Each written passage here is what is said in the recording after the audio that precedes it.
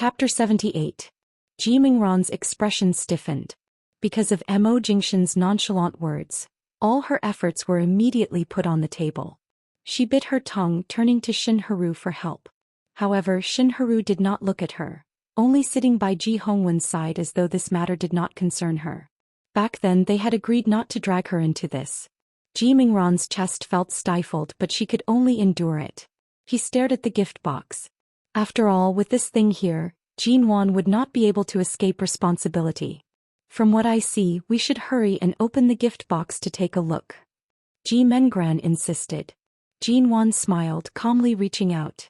However, the moment her hand touched the gift box, she suddenly received Elder Mo's gaze. The elder could tell that Jinwan had fallen for his trap. To prevent her from being put on the spot, he used his gaze to warn her not to open the gift box. If it really was that thing, not only would he feel unlucky, but many of the famous people present were also superstitious. If it really was what Ji Mengran said, Jinwan really would not be able to find a way out. Jinwan gave the elder a reassuring smile. Her hand gently pressed against the box, and the expensive red sandalwood gift box was instantly opened. The moment she saw the item placed neatly in the center, Ji Mengran, who had just stood up due to her agitation, immediately trembled. How was this possible? She had clearly handed it to Jinwan earlier, but it was not. Seeing the item in the box, Ji Hongwen, who was by the side, immediately released a sigh of relief. However, he immediately furrowed his brows, coldly glancing at the petrified Ji Mengran. This brat was courting death. She had really thrown away the Ji family's face. Grandfather, this is just a farce. I've let you watch a joke. Jinwan smiled leisurely. When Jingshan and I went to buy a gift, Jingshan said that you have a preference for ancient chess. This ancient chess manual was left behind by the famous Gu Shiyan during the late Tang dynasty. It has been passed down from generation to generation and was carefully treasured by the imperial palaces. Even now it is still well preserved. I hope you will like it. Elder Mo was stunned for a moment as though he could not believe it.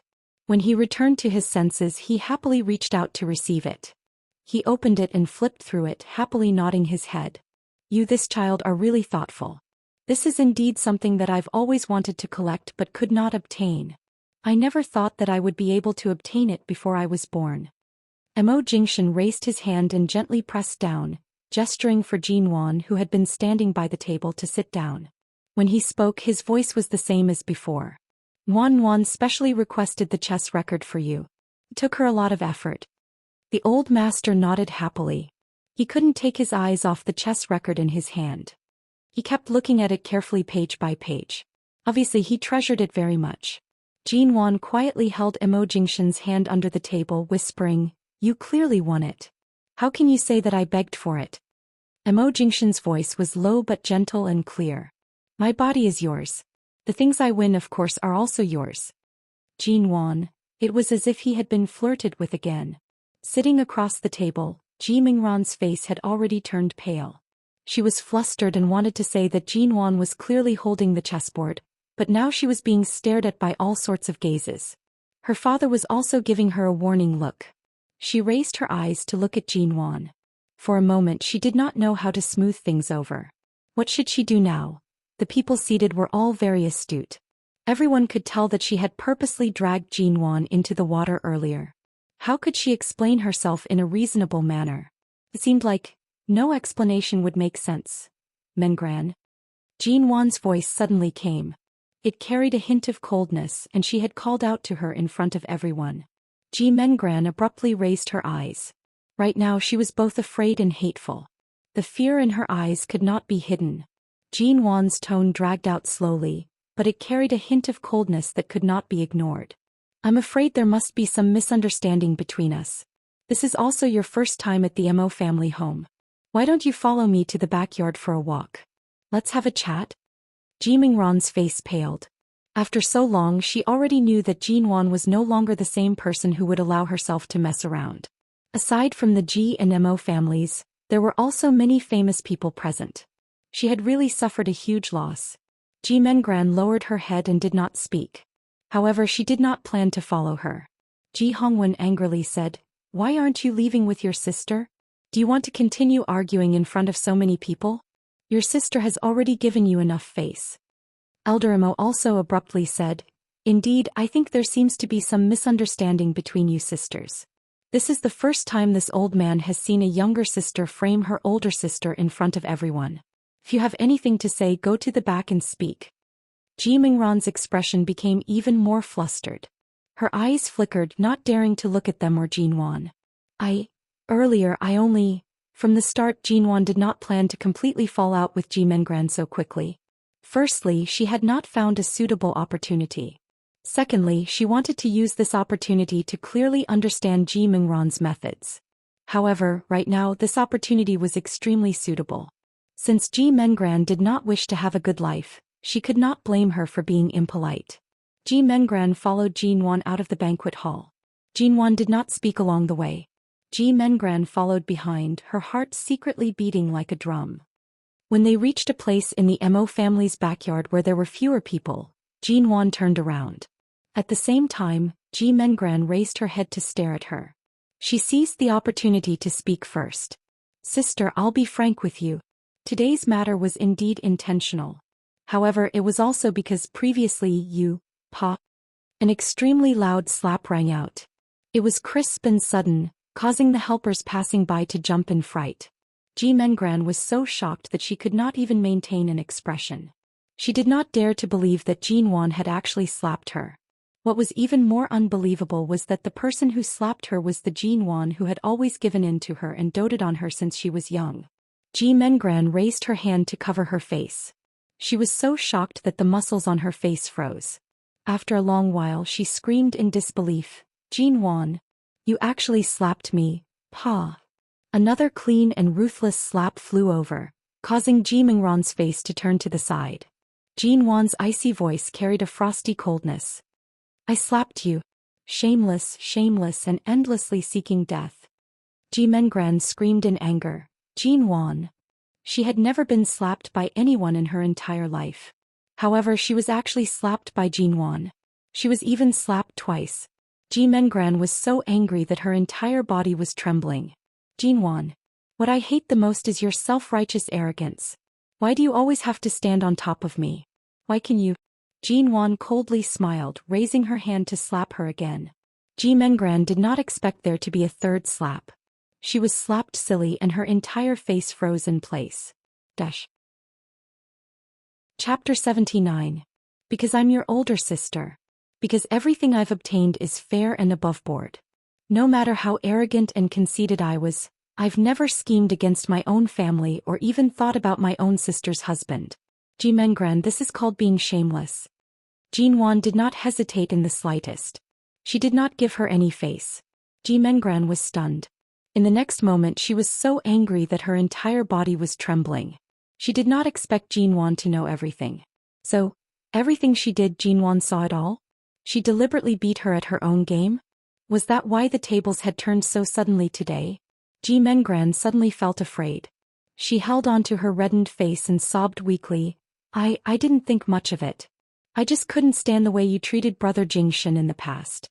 I feel that you've let him down and let him down. That's why All of a sudden Ji Hongwen walked out. Clearly he had heard their conversation earlier. Jinwan saw him and expressionlessly walked to his side. "Dad, you handle this." Finishing her words, she walked out of the backyard without turning back. Ji Mingran turned back to see Ji Hongwen's heavy expression. She was so frightened that her face turned pale. "Dad." Ji Hongwen did not speak. The moment Jinwan walked away with her back facing them with a paw sound, he raised his hand and sent a slap toward Ji Mingran's face. Ji Mingran was caught off guard and was slapped to the ground. She raised her head, looking at the furious Ji Hongwen in fear.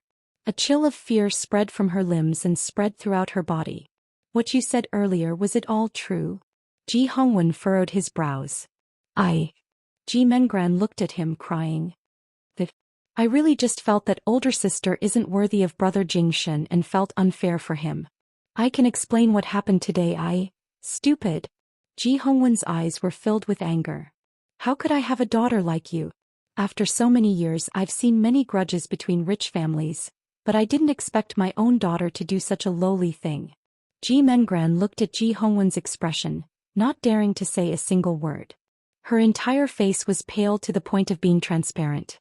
The guests at the banquet had already forgotten about the little episode just now, and the congratulatory words of birthday came one after another in the guest hall. Elder Mo responded with a smile and carefully placed the chess record that he had been holding in his hands like a treasure into the red sandalwood box. At the same time he called for Mo Jingshan to sit by his side. The grandfather and grandson sat together. Mo Jingshan's smile remained mild. After all, Elder Mo had seen everything that had happened earlier. "Does that Ji Mengran have feelings for you?" Elder Mo spoke in a low voice that only Mo Jingshan could hear. "I understand the Ji family's situation. Ji Hongwen is a good person, but these two daughters lost their mother a long time ago. Now the Ji family's second daughter is so hostile toward Jinwan. In my opinion, you should let Jinwan go home less in the future. When you're free, bring her here more often. This old man doesn't have any other abilities, but I do have the ability to protect my granddaughter-in-law." Mo Jingshan smiled. "All right." Coincidentally, Jinwan returned at this moment. The moment she entered the guest hall, she saw Mo Jingshan sitting by grandfather Mo's side in a filial and considerate manner. His face carried a rare warmth and patience. Her heart trembled slightly. Mo Jingshan's tall figure lazily leaned against the back of grandfather Mo's chair. The lights in the guest hall shone through the antique decorations, illuminating half of the man's face. It was cold and noble like the clear grass and trees on a foggy day. However, it seemed as though the sunlight had penetrated through it, adding a touch of warmth that was approachable and approachable. Jinwan accidentally fell into a trance.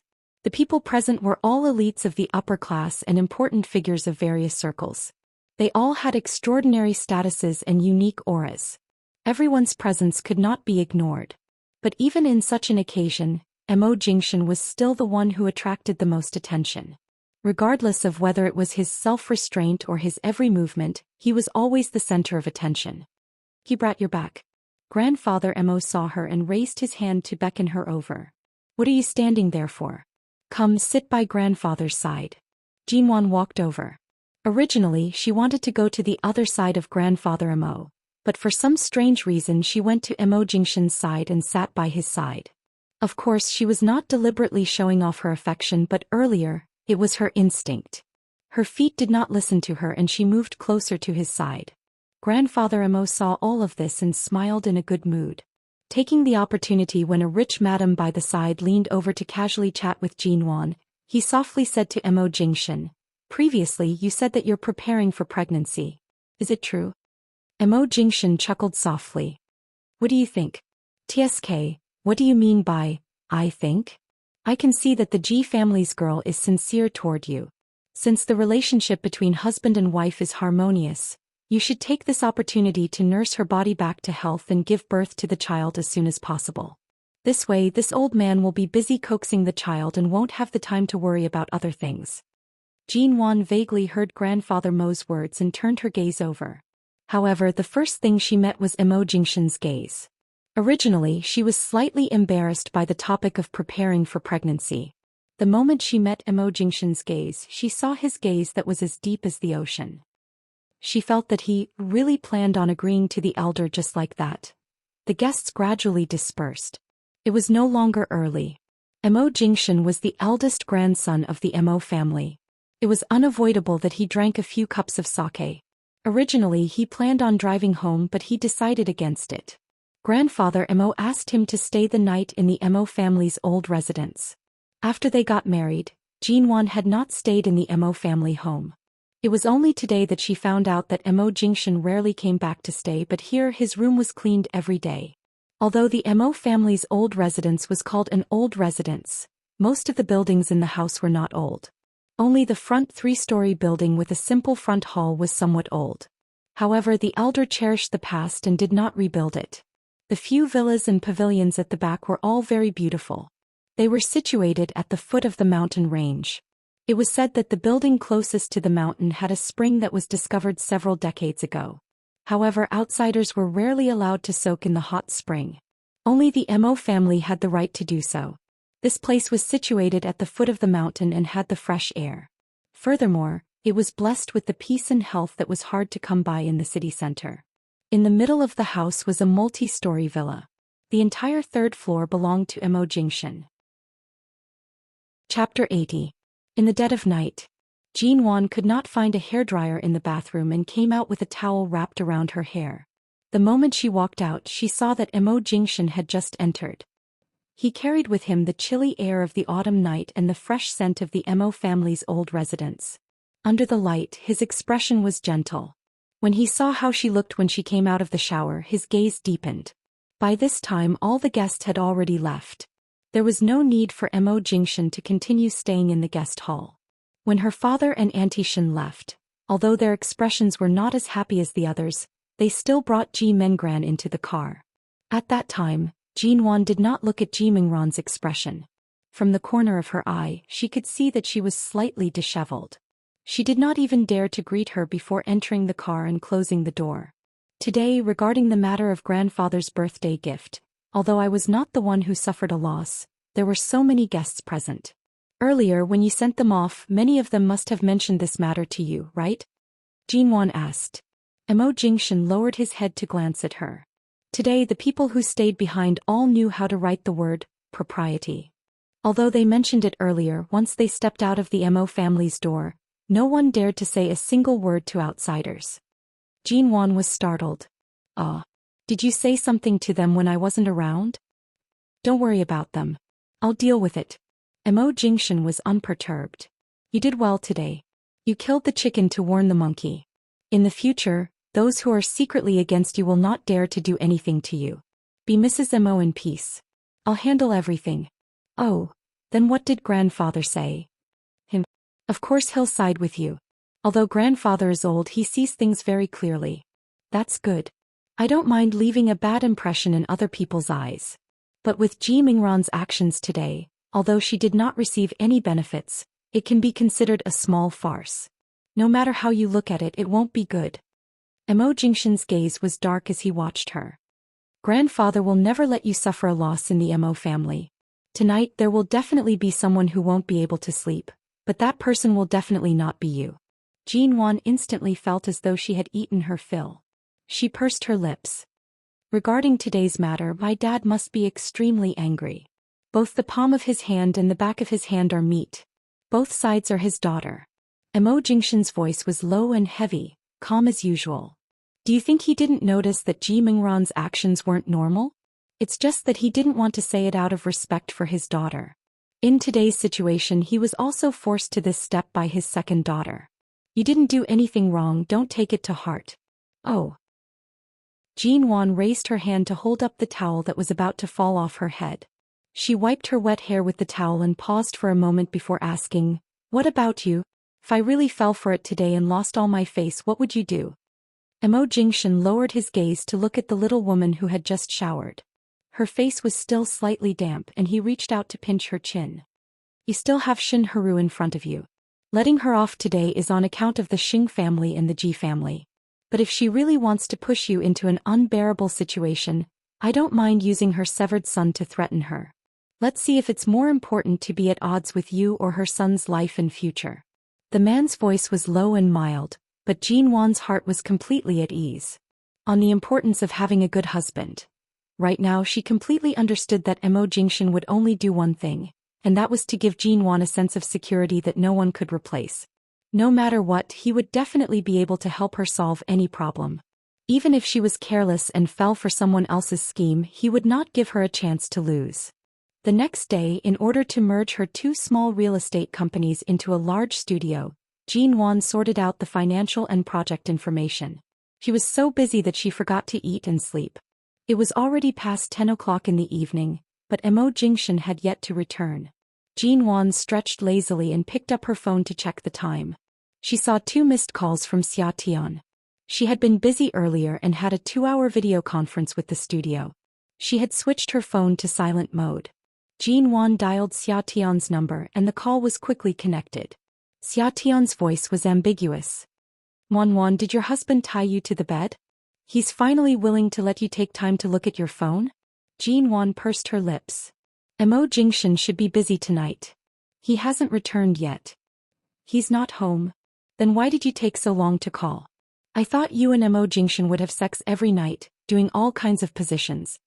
Jean Wan turned to sit by the bed, picking up a pillow and hugging it in her arms. Can you stop thinking about such things? An unmarried man is even more ferocious than a married man like me. Xia Tian chuckled, sitting on the bed and taking a bite of watermelon. Jin Wan had not had time to go to the hospital recently. She asked tentatively, "Recently you've been so quiet. You haven't even called me a few times. Is someone accompanying you?" Xia Tian stuffed a lot of watermelon into her mouth. Her tone was muffled. "How did you know?" Jin Wan's heart sank. "The man who knocked you earlier, is he chasing you?" Xia Tian almost choked on the watermelon. She coughed several times before cursing hoarsely. "What the heck, do you know how to calculate? I haven't seen you for a few days and you've become a half-immortal." Jin Wan's expression turned cold. As expected, Xia Tian's half-concealed and slightly bashful tone was very familiar to her. Everything was as she had expected. It was just that she hadn't visited him for a period of time, but that bastard still managed to take advantage of her. The next morning, before 7 o'clock, Jin Wan directly drove to the hospital. She had just stepped out of the elevator and had yet to reach the door when she saw Xia Tian being supported by a tall and thin man from the public bathroom. Xia Tian raised her eyes to see Jin Wan. She was immediately shocked. "Wan?" Jin Wan did not say a word. Her gaze coldly swept past the man's face. She pushed open the door and walked in. Only when Xia Tian was supported in and sat on the bed did the tall man turn to look at Jin Wan. He reached out a hand to her and said politely, "You're the good friend Jin Wan that Tian Tian often talks about? Hello, nice to meet you. My name is Li Minzhen." Jin Wan appeared not to have heard him. She sat on the sofa by the side of the ward, expressionless. She was unprecedentedly cold. Chapter 81. Jin Wan's aura was too cold today. She did not give him any face at all. Xia Tian sensibly allowed him to leave first. When only the two of them were left in the ward, Xia Tian leaned against the bed. "Wan, your aura earlier was 8 meters. It was so cool." Jin Wan's face was expressionless. "What happened? Did you treat what I said earlier as a fart?" Xia Tian clearly did not expect Jin Wan to be angry to the point of scolding someone. Her expression was slightly embarrassed. "I didn't forget. This surnamed Li has been chasing after me for many days. I never agreed. Why did he come to the hospital early this morning? A few days ago he came to the hospital again because of my hospital fees. We casually chatted for a while and then he often came to visit me. He is a gentleman, polite and considerate. I don't know how to reject his good intentions, but I swear I don't have any feelings for him. After all, we haven't known each other for long. I can only say that I think he's not bad." "So now you tacitly agree that he is chasing after you?" Xia Tian acted as though she was a kindergarten student being lectured by the teacher. "You can say that." After a long while, Xia Tian saw that Jin Wan seemed to be really angry and said, "Don't be angry. We didn't go any further. It's just that he was going to fly to S City this morning. Before he went to the airport he first came to the hospital to see me. He was going to leave just now but I suddenly wanted to go to the washroom so he helped me there. But I swear he was waiting outside the washroom. There was absolutely no flirtatious or unnecessary contact between us." Seeing that Jin Wan was expressionless, Xia Tian no longer joked around and became serious. "We definitely won't develop to the stage you think we are. Believe me. Only a fool would believe you." If it weren't for the fact that she could not speak about her rebirth, Jin Wan really wanted to reveal the truth to Xia Tian and let her know how much she had fallen for this scum.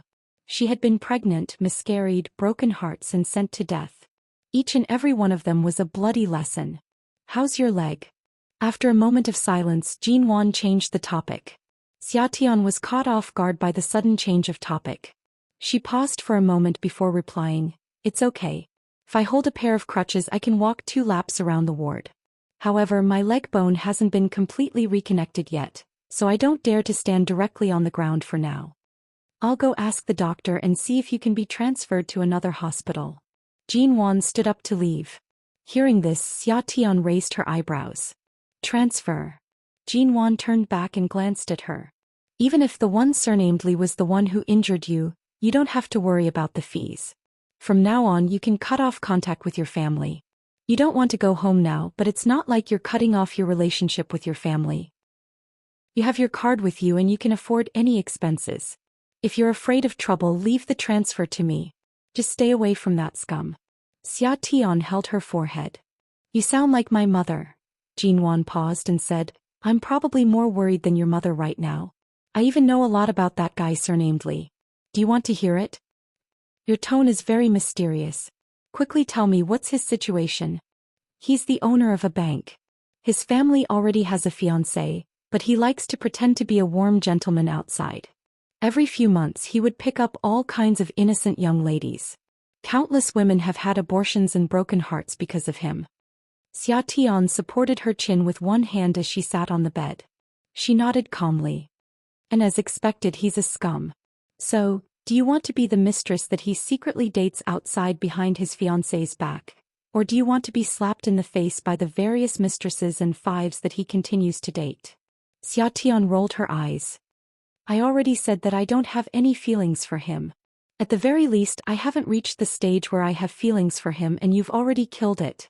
Then immediately transfer to another hospital. Tell him to scram as far away as possible. If I want to transfer to another hospital, I have to get the doctor's signature, right? Ai I was just about to ask you. Do you know my attending doctor? Jinwan paused. After a few seconds she replied, not very familiar. Not familiar? That attending doctor of mine has a poker face every day. I heard from the nurses that his personality has always been so cold. At first I didn't think it was a problem as long as my leg injury could be healed quickly. But I realized that every time I mentioned your name in front of him, his gaze seemed to be able to freeze me to death in an instant. Jinwan shifted her gaze. Why did you mention my name in front of him? A good bestie. Usually when I'm bored in the hospital, when I chat with the doctors and nurses, I can't help but mention you. Xia Tian spoke in a loyal tone. How about it? See how much I love you. Love my ass. But then again, that ice block face of his, and he always wears a mask. Up until now I still haven't seen what he looks like. I only know that others call him Dr. Sheng. If it wasn't for the fact that every time I mentioned you, his expression would become even colder, I wouldn't have asked you if you knew who he was. His temper is so bad. How did this kind of person become an orthopedic doctor? I heard that he's even a provincial expert. Jinwan's expression did not reveal any emotions. Perhaps it's because the last 2 times I came to the hospital, I didn't secretly give him a red packet. He felt that I, as a patient's friend, wasn't very sensible. He doesn't seem like someone who would fuss over such a small profit. Tisk, it's fine if you're not familiar with him. Chapter 82. Jinwan raised her eyes. Her gaze landed on the white silhouette that had just entered. Hi, Dr. Sheng. The moment the door opened, Xia Tian raised her small hands and waved at the person in front of the door. The man who entered was dressed in the hospital's white gown. His figure was tall and slender like a jade tree. The moment he saw Jinwan, he immediately furrowed his brows. When Jinwan's cold gaze landed on him, his brows furrowed even more. Dr. Sheng, I didn't have the chance to introduce you properly the past few times. This is the best friend I've always mentioned, Jinwan. Xia Tian introduced with an expression as though she wished for the world to be in chaos. Dr. Sheng's face below the bridge of his nose was covered by a mask, revealing only a forehead that was as clean as snow and a pair of eyes that were as cold as a river. For an instant, the room was so quiet that even the drop of a needle could be heard. Jinwan's gaze was cold and indifferent as she stared at him. There was even a hint of mockery in the corner of her lips. Their gazes met. In less than 2 seconds, Dr. Sheng's cold gaze moved away from her cold and imposing face. He calmly said, I've seen her before. I have some impression of her. Xia Tian appeared as though she had discovered a huge piece of gossip as she sat on the bed. She opened her mouth and was about to continue speaking when she was interrupted by Jinwan. Jinwan's exquisite features carried traces of coldness. Her words carried a hint of teasing. Dr. Sheng, I plan to help Xia Tian with the hospital transfer procedures today. You're her attending doctor. The transfer procedures will require your signature before we can proceed. I'll have to trouble you to sign for us. Transfer? Dr. Sheng's cold gaze finally shifted toward Jinwan. She doesn't want her legs anymore? What? She can't be transferred? Jinwan faced him expressionlessly. Right now her legs can't withstand any movement. The slightest jolt on the bus will be enough to cause the unconnected bones to be slightly dislocated. If she plans on walking uncoordinated for the rest of her life or becoming a cripple, I don't mind signing for her to be released right now." As he spoke, Dr. Sheng's calm and indifferent gaze landed on Jinwan's face. Jinwan furrowed her brows imperceptibly. A fracture was indeed not a small matter. If there was even the slightest dislocation during the healing process, it would greatly affect Xia Tian's future. Although he had to guard against that scumbag, he couldn't let anything happen to Xia Tian's leg. "It's fine if she doesn't want to transfer, but I'll have to trouble Dr. Xing to keep a close eye on her ward. Don't let those people who don't know anything come in. Right now the person closest to her is only me. If she's really too bored while she's in the hospital, Dr. Xing can come and chat with her when you're not busy." "This kind of request isn't too much, right?" Xia Tian stared at them for a long time. She didn't see or hear anything from their conversation. After staring for a long time, she suddenly heard this sentence and her face turned green. "Let this ice cube come to the ward to talk to her? It would be better to leave her alone." Dr. Xing didn't know how to say nice words to coax the patient, and he was a big iceberg. No matter what she said, he almost didn't care. If he really came to talk to her, it would probably be awkward from the moment he walked in. How awkward? Dr. Sheng's brows were cold. "I don't have time." Xia Tian thought in her heart. That's right. He doesn't have time, so there's no need for this doctor to come and accompany her." However, Jinwan unhurriedly curved her lips. She suddenly leaned closer to Dr. Sheng. Dr. Sheng's brows paused. Because of her approach, his dark eyes trembled. In that moment of absent-mindedness, he heard Jinwan softly say with a smile that was not a smile, "A few nights ago, something big happened at the bar on the east side of the city that alarmed the police and the media. At that time I happened to pass by. If I didn't see wrongly, you were there as well." The man's brows were hidden behind his mask. He glanced at her, but his expression did not change. There was no hint of surprise. "A doctor actually has time to go to a bar at night? I wonder what exactly he did there." Jinwan stared at him, speaking unhurriedly. He only looked at her and did not speak. "Can't you empathize with a patient who's lying alone in the hospital? Xia Tian has been taken care of by you ever since she was hospitalized. Regardless of the patient's emotions or physical condition, I believe that Dr. Xing should pay more attention to them. A doctor should be benevolent, shouldn't you?" Jinwan curved her lips at him, but her smile did not reach her eyes. Seeing that the two of them were actually whispering to each other, Xia Tian could not hear anything. She was so anxious that she wanted to jump out of the door. However, right now she could not even touch the walking stick by the bed, much less get off the bed.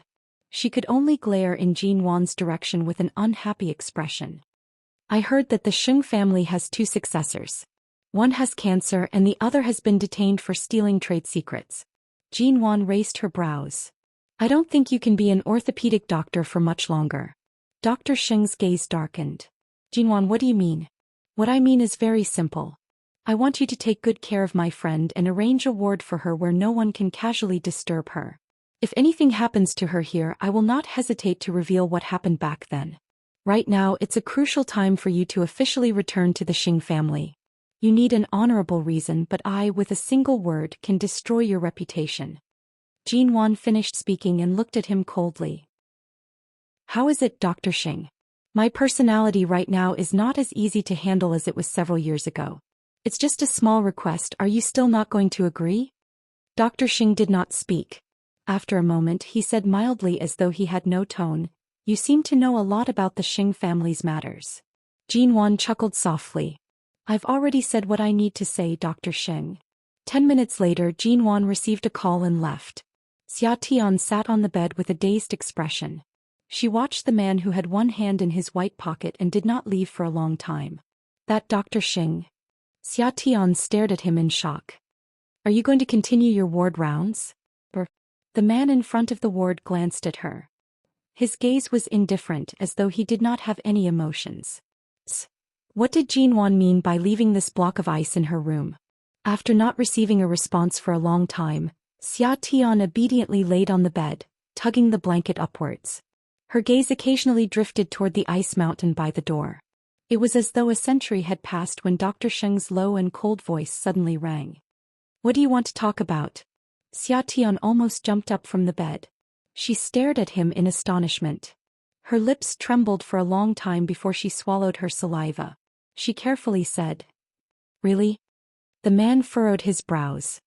His gaze remained cold and he did not speak. She did not expect that he would actually agree to Jin Wan's request. Xia Tian suddenly spoke as though she had been blessed. "That chatting is secondary. If you don't want to talk, I won't force you. But, can you remove your mask for me to take a look?" Dr. Xing looked at her coldly. After a moment, he silently raised his hand to take off his mask. Chapter 83. Mo Corporation. The doors to the large conference room on the 20th floor opened. The various levels of management filed out. Shin Mu followed behind Mo Jingshan, holding a stack of documents in his hands. As he read through them, he softly explained to Mo Jingshan several suspicious points from the meeting earlier. Mo Jingshan returned to the company's top floor. His long legs stepped out of the elevator. Secretary In, who had been waiting for a long time, approached him. "Xiao Mo, the Ji family's miss is here. Earlier on, you were in a meeting, so I had her wait for you in the office." Secretary N's smiling eyes met his gaze. "The Ji family's miss?" Mo Jingshan's words did not waver. If the person who came was Jin Wan, and Shuyan would definitely not use such a form of address. Even if she did not address Jin Wan as Mrs. Mo, she would not use such confusing terms. Secretary In slowly smiled at him. "Xiao Mo, there are still some documents to tidy up in the secretary's office. I'll go get busy first." Mo Jingshan only listened and did not respond. He returned to the office. The moment he entered, he saw the so-called Ji family's miss. Ji Mengran was currently tidying up the documents on the CEO's office. There was a cup of freshly brewed coffee on the table. Mo Jingshan's expression was as cold as ice. "What are you doing here?" Ji Mengran raised her head and smiled at him. "Brother Jingshan, have you been very busy recently?" Mo Jingshan stood in front of the office door. The door was open, but he did not enter. His cold tone became heavier. "This is not a place you can enter. Get out." Ji Mengran had just tidied up a stack of documents.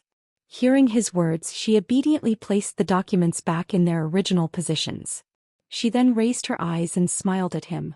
"Earlier on, I only wanted to wait here for you and help you tidy up. Seeing that you don't even have a cup of coffee, I personally brewed one for you. Hurry and try it. I don't know if you prefer American or..." Mo Jingshan's brows were slightly stern.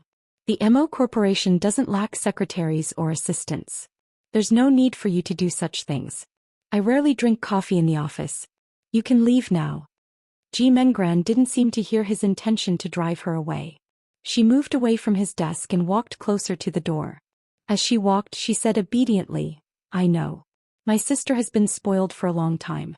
She can't do this kind of thing. I just helped you tidy it up." As she spoke, she paused, her gaze seemingly glued to his body. "Brother Jingshan, I can explain what happened at the Mo family that day." Mo Jingshan furrowed his brows. Ji Mengran bit her lip. "At that time, I really didn't have any ill intentions.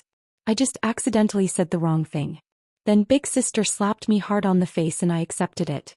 I've never done anything wrong since I was young. The first time I did something wrong, she slapped me hard 3 times. Today I'm here too." Ji Mingran's eyes widened. After being grounded at home by her father for several days, she finally seized the opportunity to run out of the Ji family home when Ji Hongwen went to the neighboring city to discuss a collaboration. Shin Haru did not look at her too harshly. Ji Mengran had thought about it for the past 2 days. Since Jin Wan had made things clear that day, she couldn't act the way she did in the past. If she wanted to obtain this man, she had to adapt to the situation. As long as she persevered, she did not believe that Mo Jingshan would not be able to see her sincerity. 3 slaps. It seems like Jin Wan was merciful. Based on your uninvited actions today, it's only right for her to slap you 10 times. Mo Jingshan expressionlessly interrupted her. Ji Mengran suppressed the unwillingness in her heart. She choked for a moment before saying, "Did you really not notice that Jin Wan has changed a lot? In the past, her words and actions were very straightforward. She would never beat around the bush when doing things. But the current Jin Wan, no matter what she says or does, it seems like there's a purpose to it. She hides a lot of thoughts. I suspect that the reason she suddenly approached you is because she has some ulterior motives." Brother Jingshan, you mustn't be deceived by her. Although she knew that Mo Jingshan would not easily pay attention to her words, Ji Mengran still wanted to remind him that Jin Wan's change was definitely not that simple. It had already been so long. She did not believe that he had not suspected Jin Wan's change. Mo Jingshan's lips curved up imperceptibly. It seemed like a smile, but it was cold and devoid of warmth. Ji Mengran instinctively tensed up. The Ji family's second miss came to my place to stir up trouble, and the person she's stirring up is even her own sister.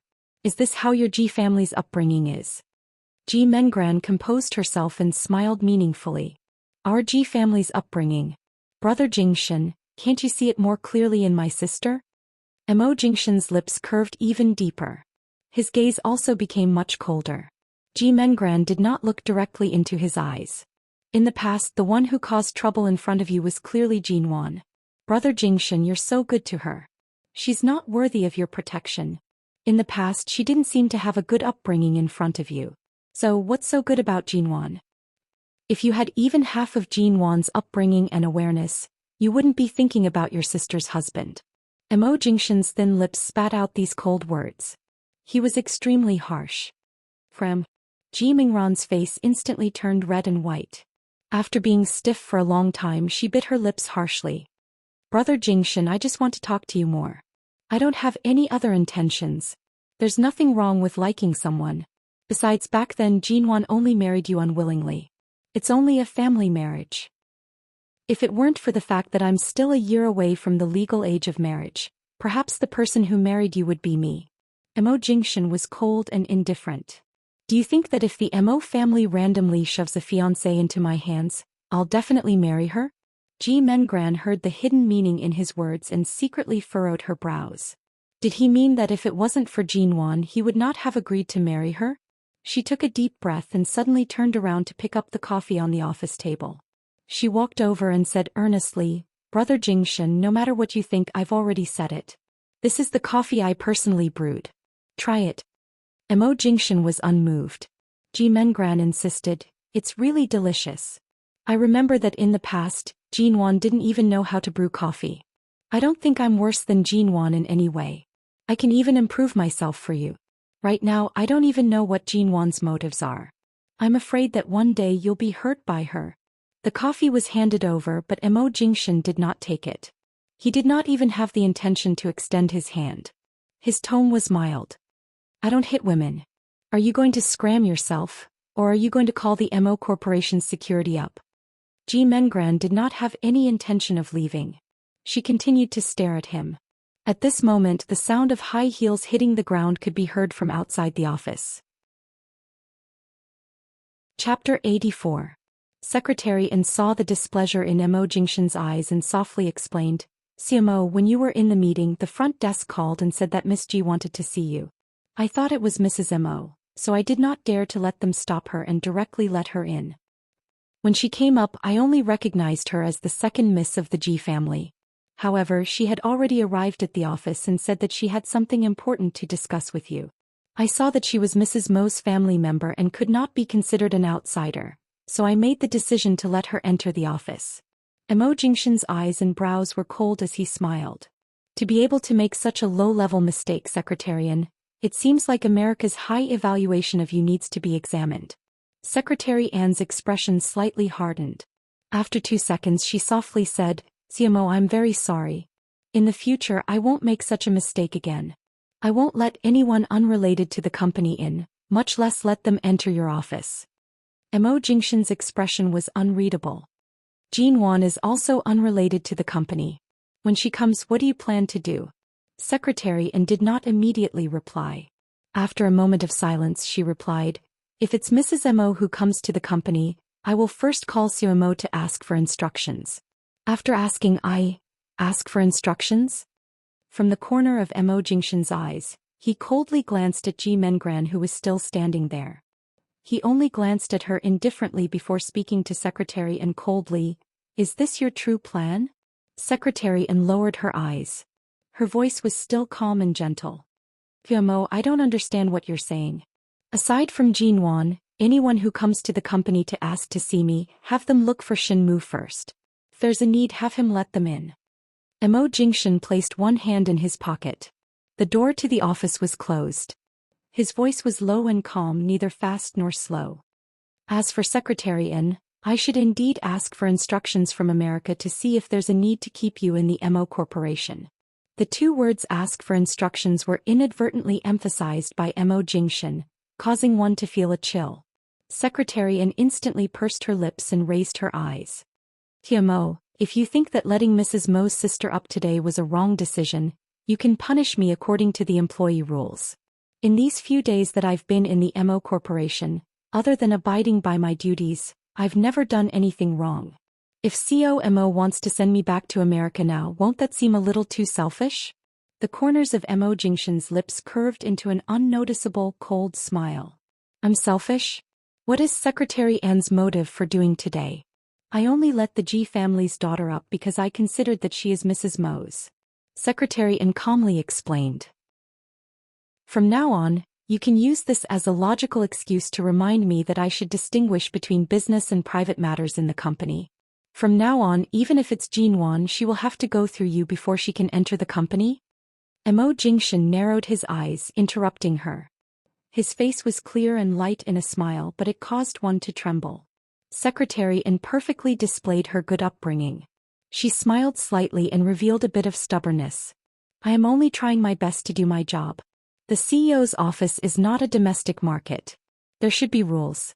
Previously, I saw that you allowed Mrs. Mo to enter and leave as she pleased, so I thought that you would not be too strict with her sister.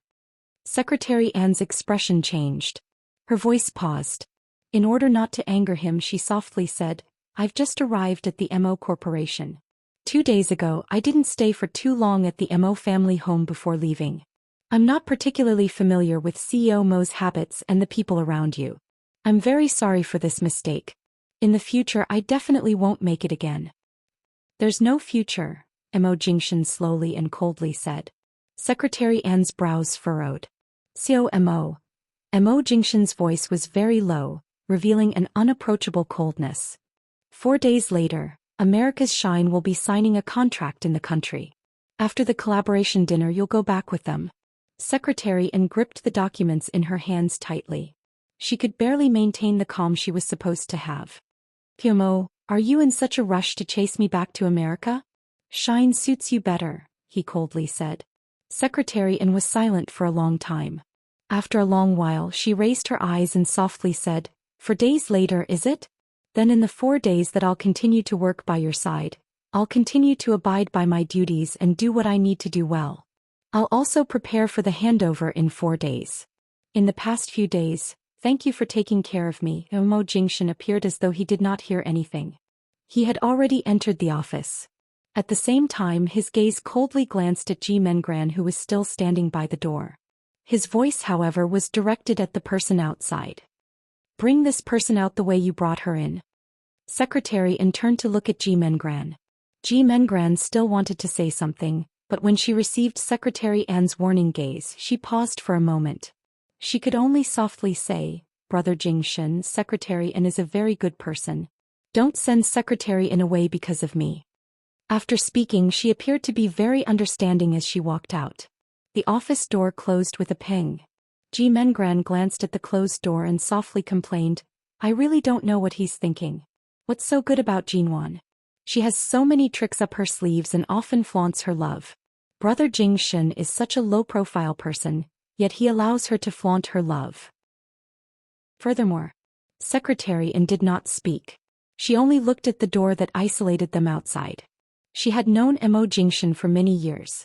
She could tell that he was mature and calm. She also understood that he was low-profile and reserved. Accompanying a woman to flaunt their love was something that he would disdain to do. Did he really love Jinwan that much? Monwan Studio Conference Room. Jinwan came directly after receiving the call from the hospital. The two companies had just merged into a studio. There were still many complicated matters waiting to be dealt with. Before entering the conference room, she sneezed twice. She clearly did not catch a cold recently. Why did she suddenly sneeze? Who was scolding her behind her back? Boss Nguyen, the meeting is about to begin. Are you feeling unwell? Xiao Ba, the intern assistant who had just arrived, asked with concern. I'm fine. Jinwon walked in. Today was the first management meeting after merging the two companies into Emonwon Studio. After Jinwon sat down, she looked around at everyone's expressions. She had a rough idea of what was going to happen. After all, they were the management left behind by Han Tianyuan. What had to happen would happen sooner or later. Half an hour into the meeting, the HR manager stood up and said, "Miss Ji, I've decided to resign." Jinwon's gaze was calm as she glanced at him. Reason? It's impossible for me to work under a 20-year-old woman. A young lady wants to lead these two companies, vainly try to interfere in the real estate industry, and even merge into some studio. From the way I see it, your concept and thinking of the company are not mature enough. The management system of the studio is also very weak. There is no future for me to develop here. Chapter 85. Jinwon calmly sipped the coffee that Xiaoba had just handed over and did not immediately respond. Afterward, several other managers stood up. Most of them were important managers or department heads. "I'm sorry, we also intend to resign." Jinwon put down the coffee, her lips curving into an unfathomable smile. "Anything else?" The conference room fell into silence once more. It was as though everyone could imagine how flustered and helpless Jinwon must be right now, and how she had lowered herself to beg them not to leave because of the lack of suitable managers. However, no one expected that Jinwon's response would be such a cold word. The HR manager who had taken the lead paused. "Miss Ji, what do you mean by this?" "The few of us resigned after careful consideration. We did not discuss it in private." "Are you implying that we deliberately incited everyone to leave with us?" Jinwon calmly raised her brows. "Did I say that? You took the initiative to resign. Firstly, I didn't reject you. Secondly, I didn't give you any face. Why are you so agitated?"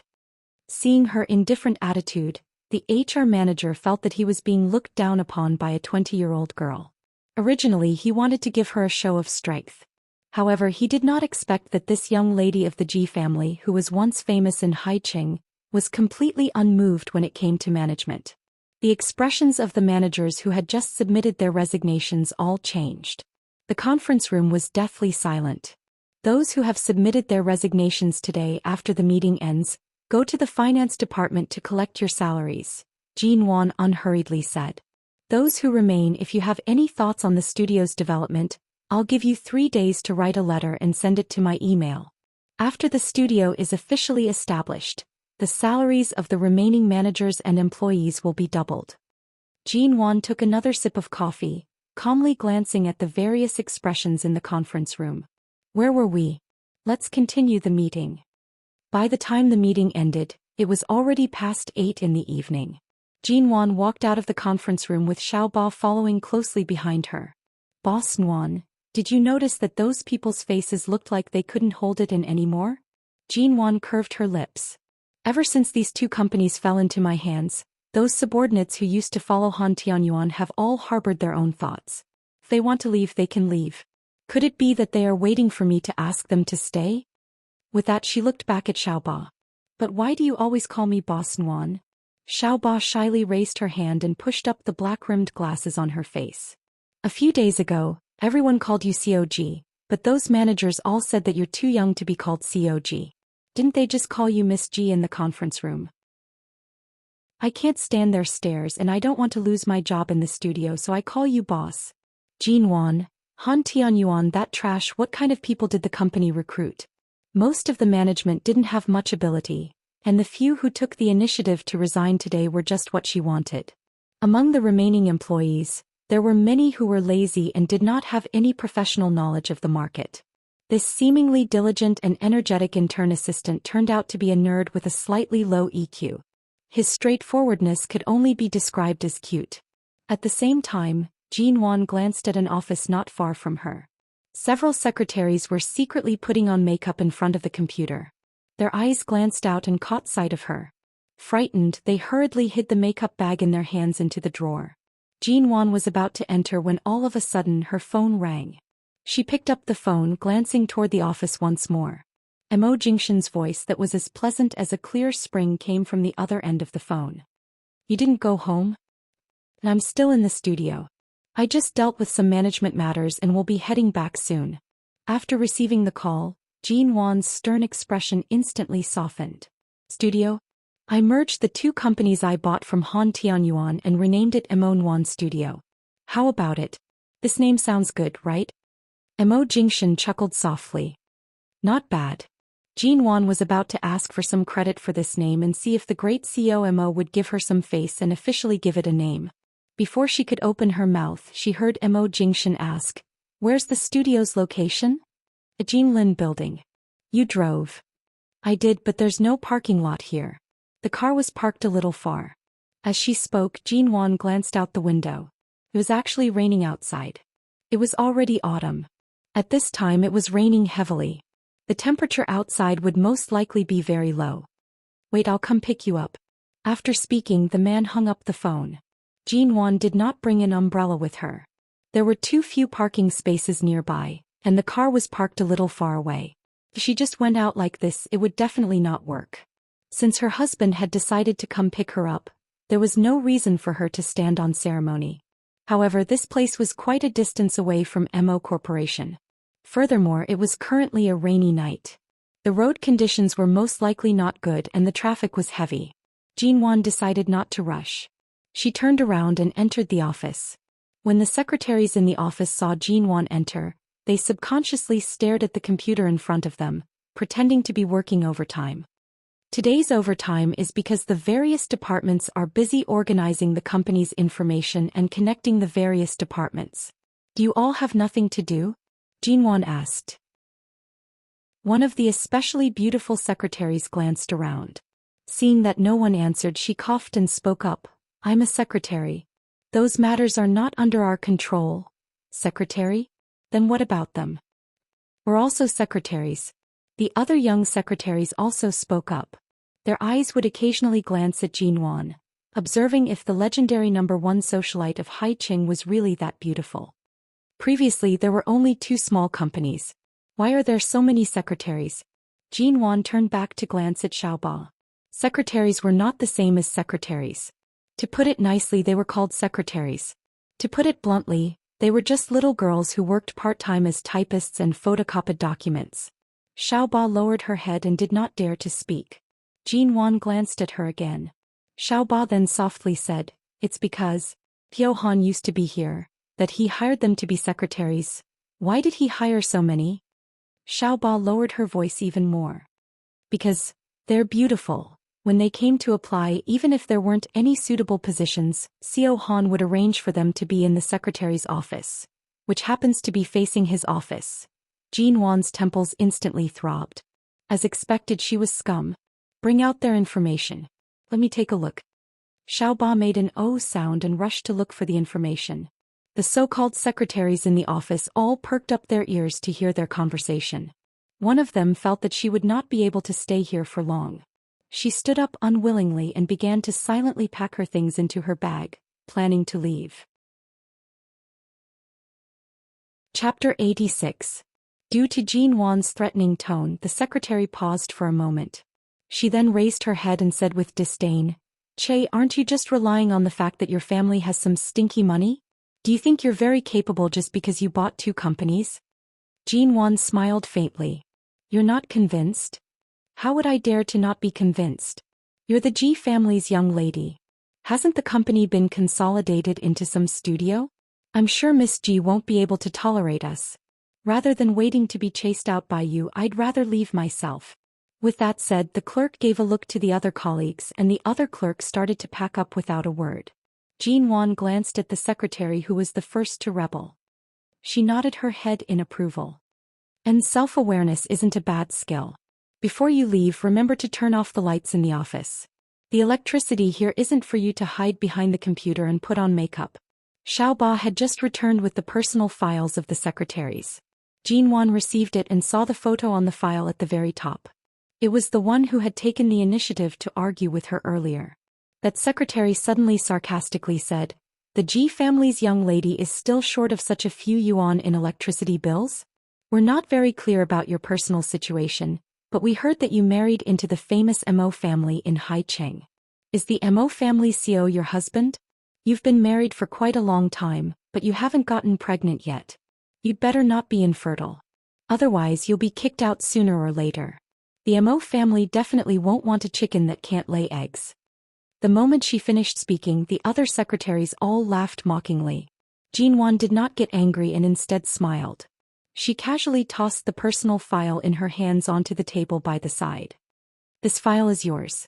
30 years old, unmarried, and staying in such a small company for an entire year without leaving. Are you delusional enough to climb up to the Han family? Not to mention that Han Tianyuan can no longer see the light of day. Even the previous him had slept with so many women. With your looks, I'm afraid you won't even be able to climb onto a proper hotel bed. That secretary instantly glared at her. What nonsense are you spouting? I'm only 23 years old. Oh, it seems like you purposely lied to others about your age. But according to your ID, you're indeed 30 years old. At the same time, Jinwon glanced at her chest. That's right, I was just about to ask, where did you get your chest done? To be able to grow from an airport to such a large size and yet only have a slight sagging, the plastic surgery hospital must be quite good. She pointed at the photo on the file in her hand. This photo should have been taken more than a year ago and her upper body could be seen. Is this how Miss G slander people? My breasts are real. The secretary was so angry that her eyeballs almost popped out of their sockets.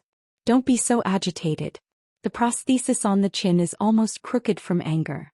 The double eyelids were done many years ago, right? Don't think that just because you are, the Lee said, ba and to say, gee, that you ba I. Don't think that just because you're in charge of this place you can say whatever you want. The secretary's lips turned green. The photo from before is right here. I wonder if Han Tianyuan would have given you the opportunity to be a secretary if he had carefully looked through your file. Jinwon casually placed the other people's files to the side. That secretary immediately rushed forward and picked up her own file. She quickly stuffed it into her bag and turned to leave. However, when she saw that it was raining heavily outside, she turned back to glare at Jinwon. She took out her phone and made a call. After the call connected, she said sweetly, "Dear, I'm off work. The rain outside is too heavy. Can you drive over to pick me up?" After that, she hung up. She turned back and rolled her eyes at Jinwon in disdain. She said with some pride, "There are plenty of men chasing after me. Pyo-han is just one of them. As long as I beckon with my finger, all the rich men will line up to the end of my office. As for this broken place of yours, this great aunt doesn't want to stay anymore." Finishing her words, she twisted her waist and entered the elevator. Jinwon looked at that figure and instinctively tugged at the corner of her lips. She had no intention of quarreling with others. However, the vases and trash that Han Tianyuan had brought in earlier, she could not possibly be so bored as to raise them. Jinwon turned around and returned to her own office. 10 minutes later, Jinwon left the studio and went downstairs. She saw that the secretary from earlier was standing in front of the revolving door on the first floor. Beside her were two other secretaries from the same office. A luxurious car worth 1,000,000 yuan stopped in front of the door. That secretary immediately raised her brows in pride. She turned back and saw that Jinwon had also come down. She immediately revealed an even prouder smile at her. Under the envious gazes of the two colleagues by her side, she raised the bag in her hand to cover her head and ran down the stairs. When she reached the car door, she opened it and bent down to say to the person inside, "Dear, my colleagues aren't being picked up. Can you send them home on the way?" After that secretary turned back and called for the two female colleagues to enter the car. She then rolled her eyes at Jinwon in disdain and sat in the car while twisting her waist. She then closed the door in a confident manner. In the car, the two female colleagues could not stop exclaiming and praising, "This is really too rich, isn't it? It's the latest model of Porsche. Ah. I also wish to have such a rich boyfriend.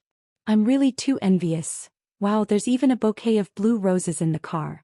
Ah dear, your boyfriend is really too romantic." That secretary smiled delightedly. She turned and kissed the man in the car. At the same time, she used a disdainful gaze to glance at Jinwon, who was still standing alone in front of the building. The envious voices in the car continued. In the rainy night, the sound of an engine suddenly came from outside. The black and noble car easily overtook this car in the midst of the crowded cars and neatly stopped in front of the building. Holy shit. One of the female colleagues looked out with sharp eyes. Rolls-Royce Commemorative Limited Edition Ghost. Ah? Is this the legendary ghost worth over 60 million yuan? Heavens, this car is too cool, isn't it? It's really so cool. This car is too cool. The design of the car body is really nice. It's really the most eye-catching one out of all the luxury cars here. If I can sit in this kind of car, I wouldn't have lived my life in vain. Who is this car here to pick up?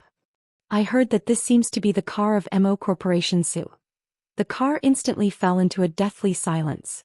Mo Corporation's CEO? Mo Jingshan. Chapter 87. The women in the car each had their own thoughts, but their eyes were filled with excitement as they stared at the man who stepped out of the ghost. The man was dressed in a cold-colored suit. His figure was slender and well-proportioned, and his casual posture and steps appeared very upright. After he stepped out of the car, he held a black umbrella in one hand and removed his similarly cold-colored long jacket with the other. He approached Jinwan and held the umbrella firmly over her head. There was no hypocritical romance like casually gifting her a bouquet of blue roses. Instead, the lofty man personally stepped out of the car, stepped across the rain-soaked asphalt, and held the umbrella over Jinwan's head. The moment he approached, he directly draped the jacket over Jinwan's back. At the same time, his long arms reached out to pull her into his embrace to prevent her from being drenched by the wind and rain outside the umbrella. The legendary Mo Jingshan was said to be extremely cold and difficult to approach. However, in front of Jinwan he did not put on any airs at all. His meticulous care surpassed everything else. Mo Jingshan lowered his head to see that Jinwan's complexion was slightly pale from the wind. He held her as they walked toward the car. I asked you to wait obediently, not to run out and wait in the wind. I calculated the time and felt that you would arrive soon. I was afraid that your appearance in my small studio would cause too much of a commotion, so I came down first. Jinwan touched the jacket that was just draped over her body. I have a jacket on me. Quickly put it on. Mo Jingshan pressed down on her hand that was about to take off the jacket and directly brought her to the car. He opened the door for her to enter first. The wind and rain outside were very heavy. Jinwan was brought all the way to the car, but she was not drenched by the rain at all. She did not even feel the slightest bit wet. After Mo Jingshan entered the car, he prompted her to fasten her seatbelt. Outside the car, the sound of the rain was soft, and the man's voice was especially seductive. Why are you so gloomy? In a bad mood? Jinwan tugged on her seatbelt and casually answered, No, it's just that I just merged the studio. There are many people and things that need to be sorted out. I'm a little tired. Mo Jingshan glanced at her listless expression and lightly snorted. Treating your husband as a decoration? From the very beginning, I never intended for you to interfere in the purchase of these two small companies. Mrs. Mo, do you really want to achieve something yourself? If I can't make myself better and more qualified to stand by your side, there will only be more and more people gossiping behind my back. They can't wait for me to sink into the dust and widen the gap between us, Jinwan said half-jokingly. Mo Jingshan's lips curved. Dust. Even if someone presses you into the ground, I can still pull you out. That's not necessarily true.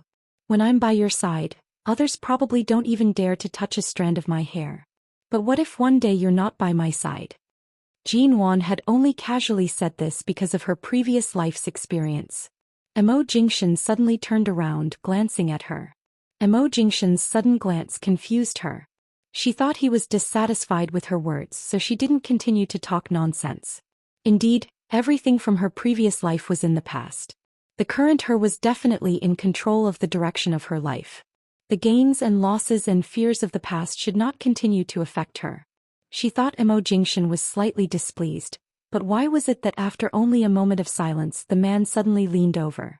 Jinwan raised her eyes to meet his black eyes due to his familiar scent. She was stunned for a moment.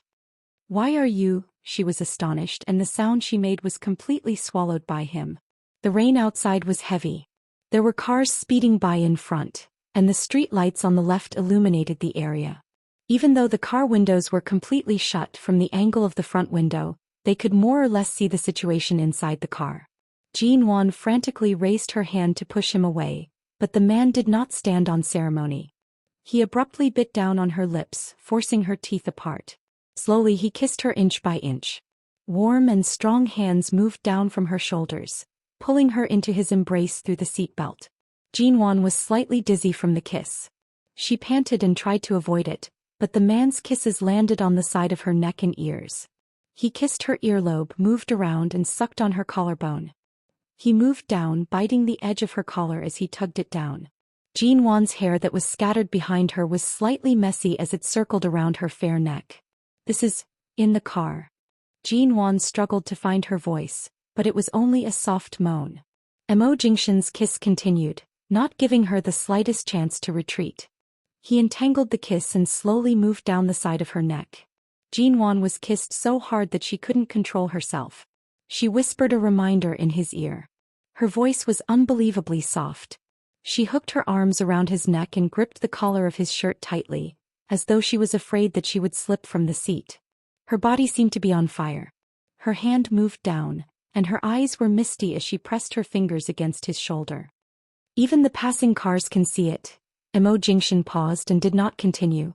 After 2 seconds of silence, he lowered his voice against her neck. "And I won't bully you here." His voice was very low and hoarse. Was this not considered bullying? It was as though the car was about to shake right here.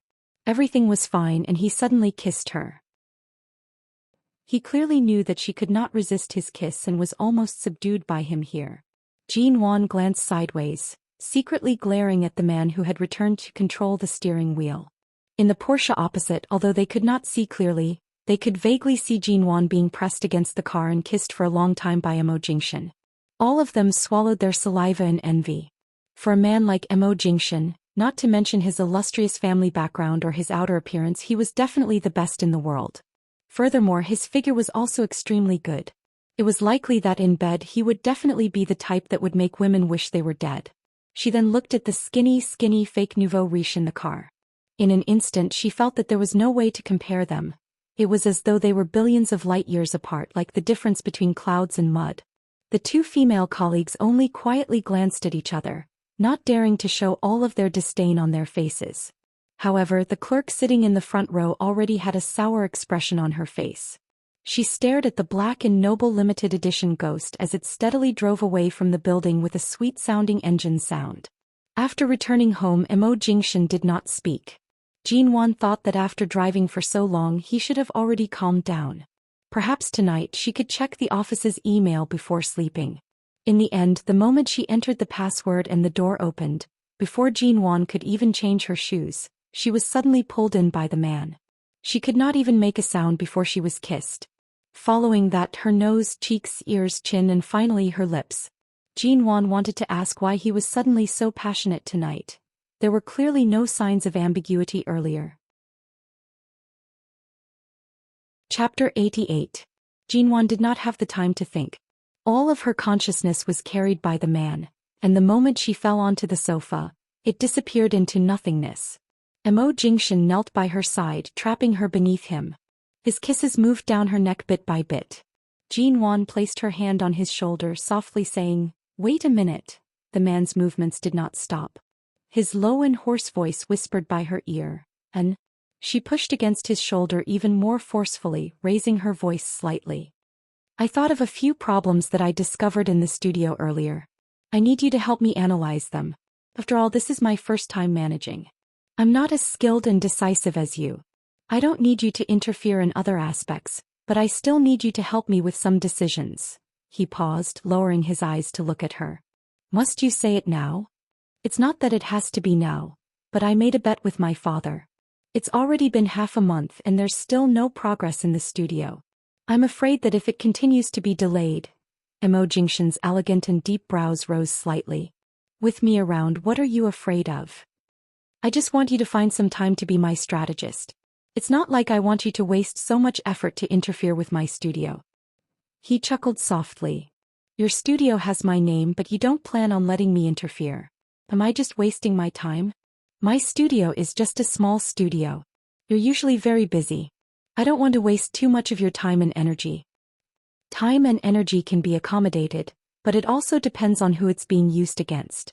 Immerse sighed, smiling as he leaned down once more. "Every time you're always thinking of ways to find a topic to talk about. Can't you take the initiative tonight?" Don't change the topic. You're clearly the one who interrupted my main topic. The man kissed her cheeks from time to time and said casually, if you have any questions, sort them out and send them to me tomorrow. If you really can't cope with the management who just took over, I can transfer the elites of MO Corporation's personnel department to help you. Of course, if you need, I can go there myself. That's not necessary. It's not that I can't cope with it. Although I'm very confident about the future development of the studio and the profits it can make, after all, I haven't learned much about financial management. I feel that sometimes I'm a little stubborn. If I'm too stubborn, it may have the opposite effect. But if I don't establish my authority, I can't control those people.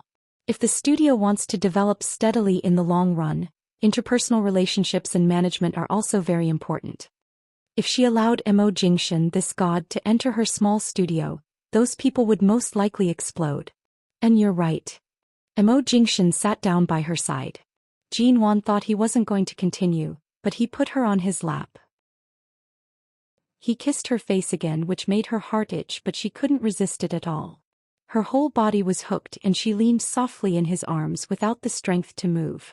Then, do you think I should find some time to learn about business management? Previously, in order to allow me to work at G Corporation, my dad had signed me up for some related courses, but I never went, Jin Wan said softly as she leaned against his chest. The man's low chuckle seemed to come from his chest. She could clearly feel it in his embrace. She was about to ask him why he was laughing when her ear was bitten by him. She hissed in pain and raised her hand to cover her ear. She turned to see Mo Jingshan's eyes were as dark as the deep sea as he softly said, "Your husband is already impatient. Do you really have to talk nonsense with me here and now?"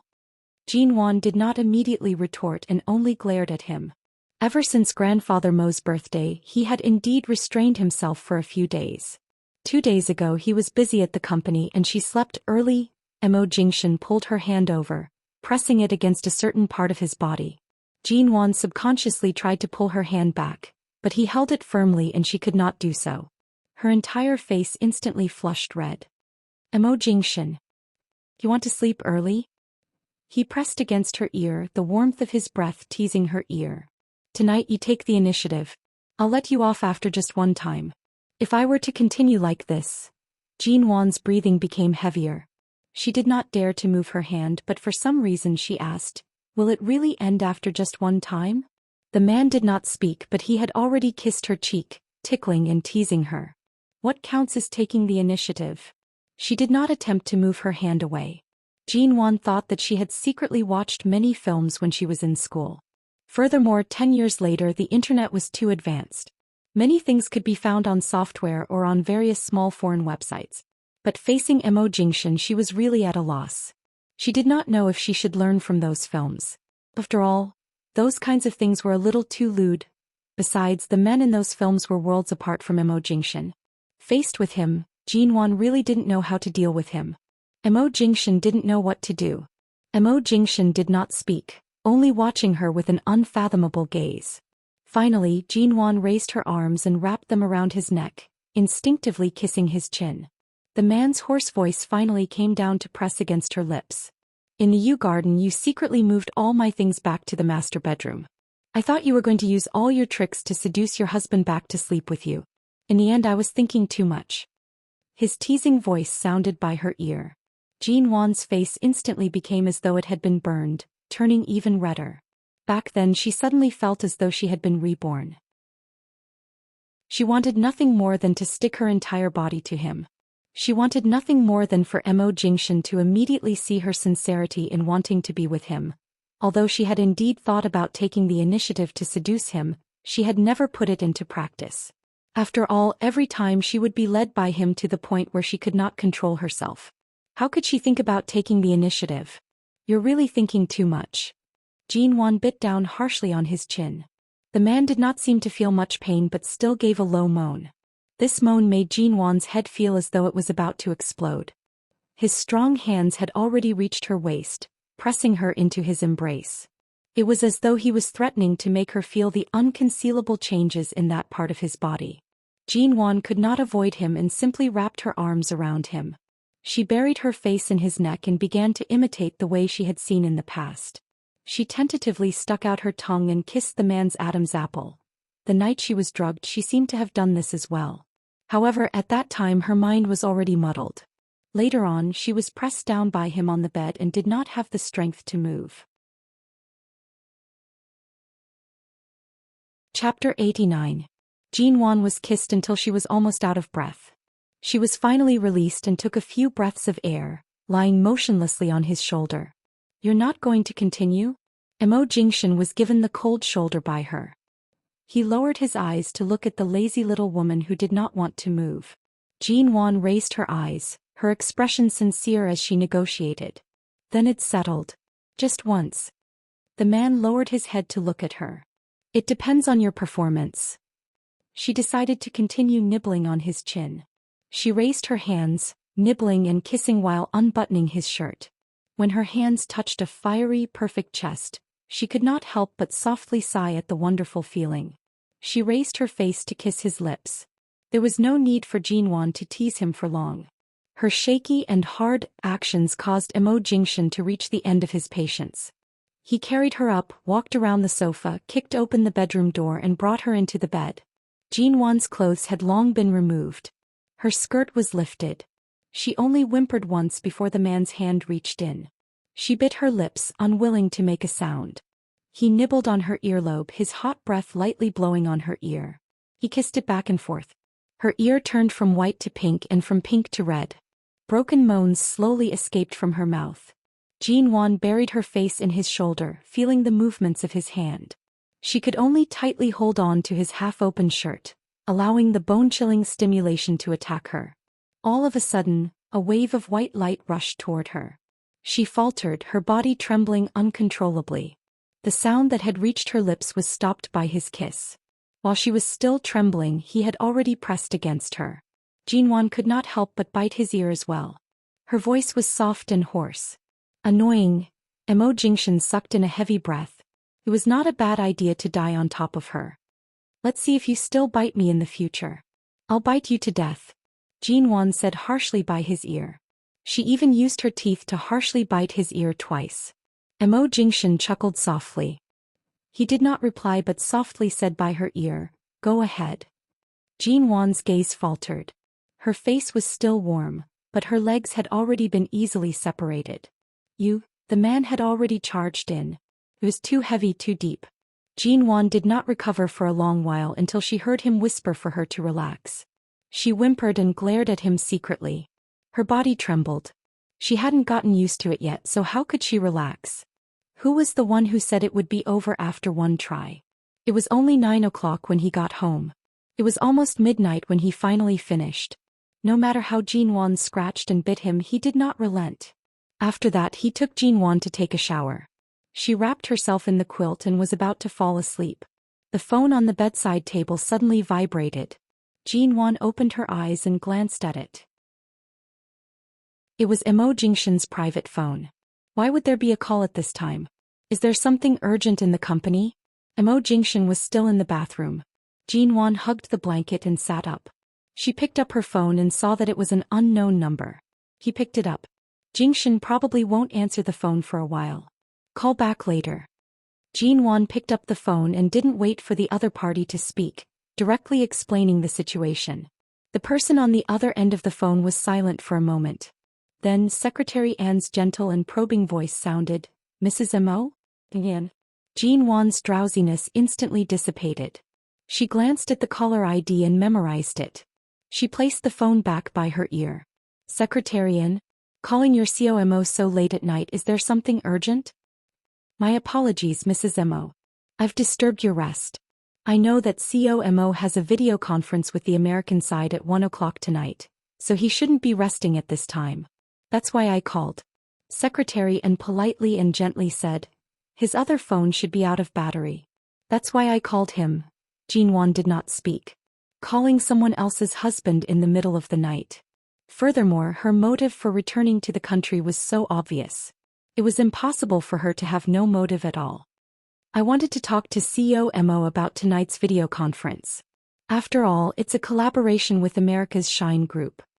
Secretary Anne's voice paused for a moment before softly saying, "Also, I wanted to ask COMO, did I leave my lipstick in his car?"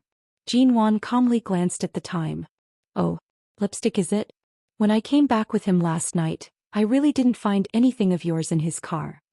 Then perhaps it fell outside, Secretary An softly said.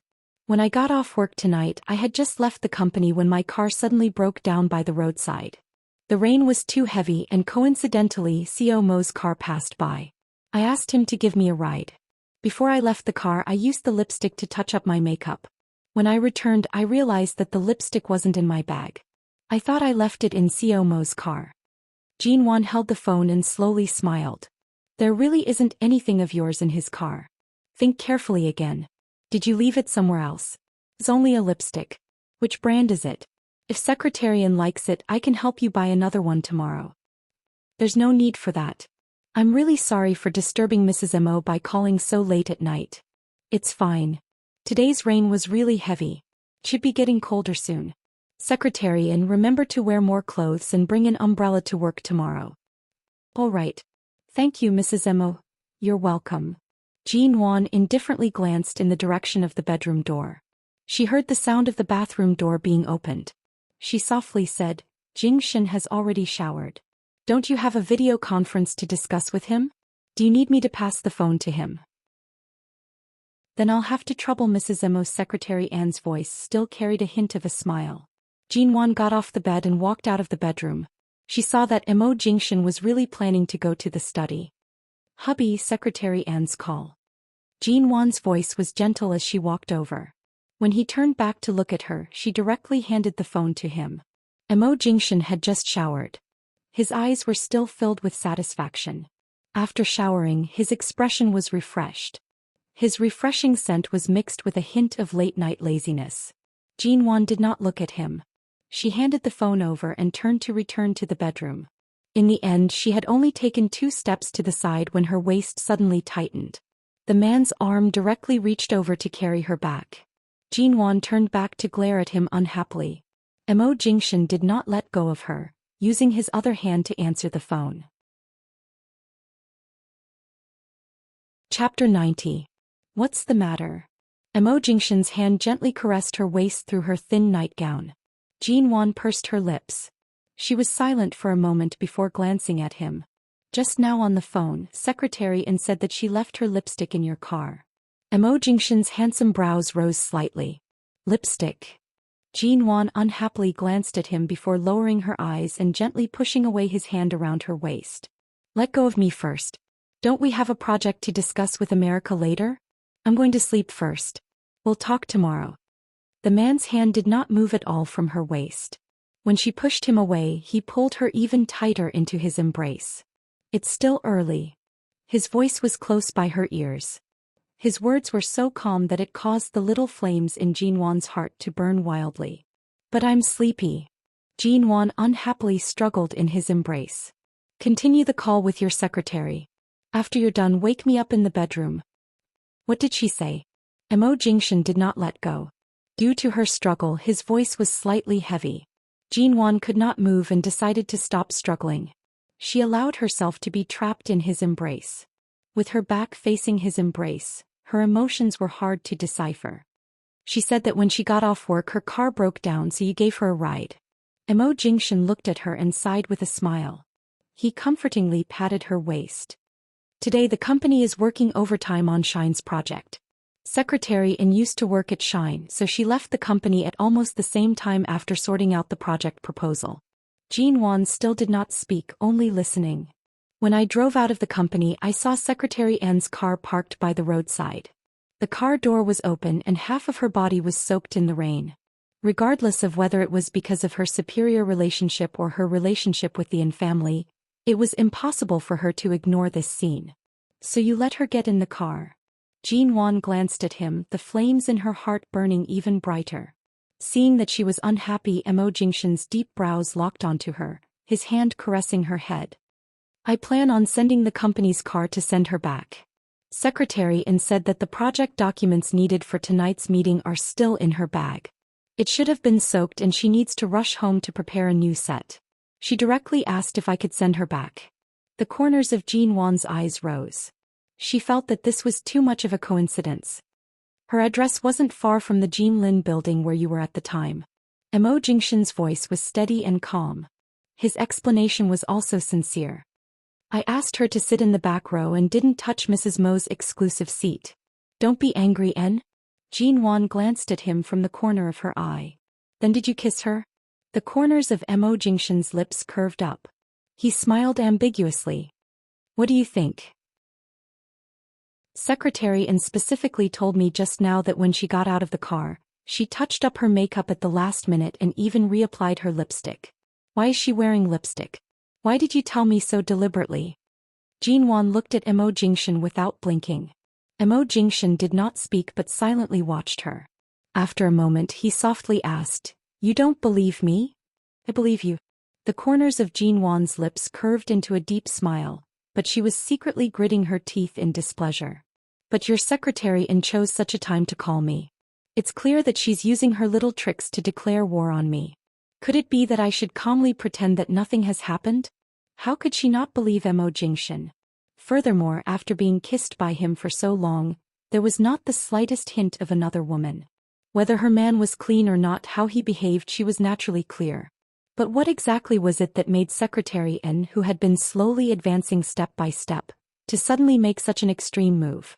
Did she no longer plan to continue playing her role as the CEO's secretary? Mo Jingshan's gaze indifferently swept toward the phone on the sofa. His gaze was cold and calm. He did not say a word, and it was impossible to tell if he was happy or angry. Just as Jinwan did not plan on dwelling on this problem at such a late hour, the man's voice suddenly came from above her head. What kind of car do you like? Ah. Jinwan was startled. She was still in his embrace, but her brain could not keep up with this rhythm. What car? In the future, leave that ghost in the company for public use. Let's change to another one. Mo Jingshan's gaze was clear and deep. He watched Jinwan's slightly confused expression. Change car? Jinwan almost choked on her own saliva. Although she was slightly disgusted by the fact that Shuyan had sat in his car today, she was not that crazy. Furthermore, that Shuyan sat in the back row. Usually, Shin Mu or others would occasionally sit in the back row. This did not make her feel disrespected or anything. Mo Jingshan's thoughtfulness in this aspect was not something many men could achieve. Thus, Jinwan did not feel the need to change cars. Furthermore, this was a car that was worth more than 60 million yuan. And it was a Rolls-Royce commemorative limited edition Ghost. The current price was like this. 10 years later it would only be more expensive. To collectors and luxury car enthusiasts, the price might even exceed hundreds of millions. Even when she was born in the G family, she had never squandered tens of millions without batting an eyelid. There's no need to change cars. I quite like this Ghost. I'm not that unreasonable. Jinwan pursed her lips. The man chuckled lowly by her ear. You like the Ghost? The other models of this car are also not bad. There's really no need to change. You're throwing a car worth more than 60 million yuan in the company for public use. You might as well use money to kill me. Jinwan raised her hand and patted his chest. However, she did not hit it hard. It was more like a tickle. She glared at him, threatening, You're not allowed to change. Aren't you unhappy? Mo Jingshan's voice was very low by her side. His voice was still magnetic and pleasant to the ears. Jinwan could hear the indulgence and compromise in his tone. She could tell that he really did not intend for her to suffer such grievances. Even if it was a small grievance that others purposely created out of nothing. If you dare to change the car, I'll be even more unhappy. Jinwan turned and bit down on his chin. In any case, it was almost time for his meeting in America. No matter how she bit him, he could not throw her back onto the bed in the bedroom. The man's gaze immediately darkened. He lowered his head and kissed her lips. Then how can I be happy? Jinwan leaned into his embrace. She narrowed her eyes and smiled. Don't touch me for half a month. Let me rest for a while. How about that? The man did not speak. Jinwan thought that since he was willing to change a car worth 60 million yuan, he would be able to compromise over such a small matter. In the end, Mo Jingshan threw her a meaningful glance. He calmly said, No. Jinwan, 60 million yuan and you're going to throw it into the company without batting an eye. You actually won't agree to such a small request of mine? Mo Jingshan released her and turned toward the study. Without turning back, he said, don't even think about it. Chapter 91. The next morning Jinwon did not drive herself. Instead she sat in Mo Jingshan's car to the studio. When she entered the car she casually scanned the interior of the car. In the end she finally found a golden square tube of lipstick in an inconspicuous gap in the back seat. Jinwon reached out to retrieve the lipstick. She opened it to take a look and raised her brows in a light smile. When Mo Jingshan saw the lipstick he calmly glanced at it. His tone was the same as last night. "Are you sure you don't want to change the car?" "I'm not changing." Jinwon curved her lips, playing with the lipstick in her hand. "Anyway, what I mind is not the car and her motive is not this lipstick." Mo Jingshan's thin lips curved slightly. This little woman said that she believed him and seemed to have thought it through, but her words still carried a hint of jealousy. In the afternoon, Secretary An drove out of the company. She suddenly saw Jinwon walking past the plaza in front of the company with a small gift bag in her hand. "Mrs. Mo?" Secretary An stopped the car by her side. She politely nodded and smiled at her. Jinwon turned back to look at her before glancing at her car. Secretary An's car was repaired very quickly. "It broke down last night and you can already drive it out normally today?" Secretary An smiled lightly. "Last night I called the car dealer over. Their efficiency is indeed very fast. When I came to work today I saw that the car had already been repaired and sent back. Not bad. Last night it rained so heavily. Furthermore it was outside of working hours, yet their efficiency is still so fast. It seems like I can visit this car dealer often in the future." Jinwon handed over the exquisite gift bag in her hand as she spoke. Secretary An was startled. "This is... Last night your lipstick was indeed left in Jingshan's car. I only saw it this morning." Jinwon smiled indifferently. "It's a pity that I only found out when I sent you to the car wash. When the workers were cleaning the car they accidentally wet your lipstick. I felt it was a pity to see that. Coincidentally I don't have anything on today. Before I came I bought a new lipstick of the same design. Here, take it." "Mrs. Mo, there's really no need. It's just a lipstick. You don't have to buy me a new one. Besides I accidentally left it in Co Mo's car." The smile on Secretary An's face was polite and distant. She pushed open the car door and alighted. She was very considerate and polite as she stood beside Jinwon to talk. Jinwon noticed this detail and realized that Secretary An really knew how to conduct herself well. She curved her lips slightly and calmly said, "It was already late last night, yet you still specifically mentioned the lipstick over the phone. I thought this lipstick was very important to you. I've already bought it. In any case, this color doesn't suit me.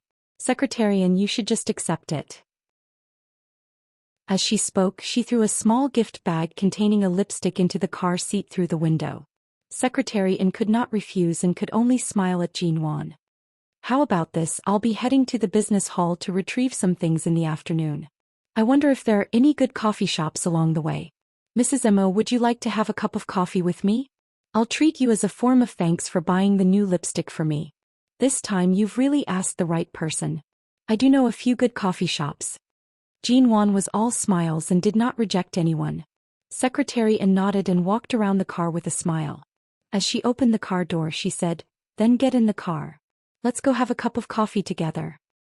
It's hard to refuse such hospitality. "I won't stand on ceremony then." Jinwon smiled and entered her car.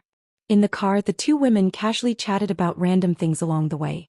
However, it was as though they were purposely avoiding the topic of Mo Jingshan. They only talked about America's Shine Group and the various news in the country. They chatted and laughed as though they were having a good time. When they reached a street near the business hall, the two entered an elegant and clean coffee shop. Jinwon casually ordered a cup of mocha. Secretary An also ordered the same. Secretary An also likes to drink mocha? It's all right. I grew up in America so I don't really drink all kinds of bitter coffee. However, mocha is indeed one of my favorites. Although Secretary An's lipstick is different from mine, the brand is the same. You also like to drink the same coffee, so our preferences are similar? Jinwon smiled as though it was unintentional. I just don't know if it's the same when it comes to liking men. Hearing these words, Secretary An was quiet for a moment. She then smiled.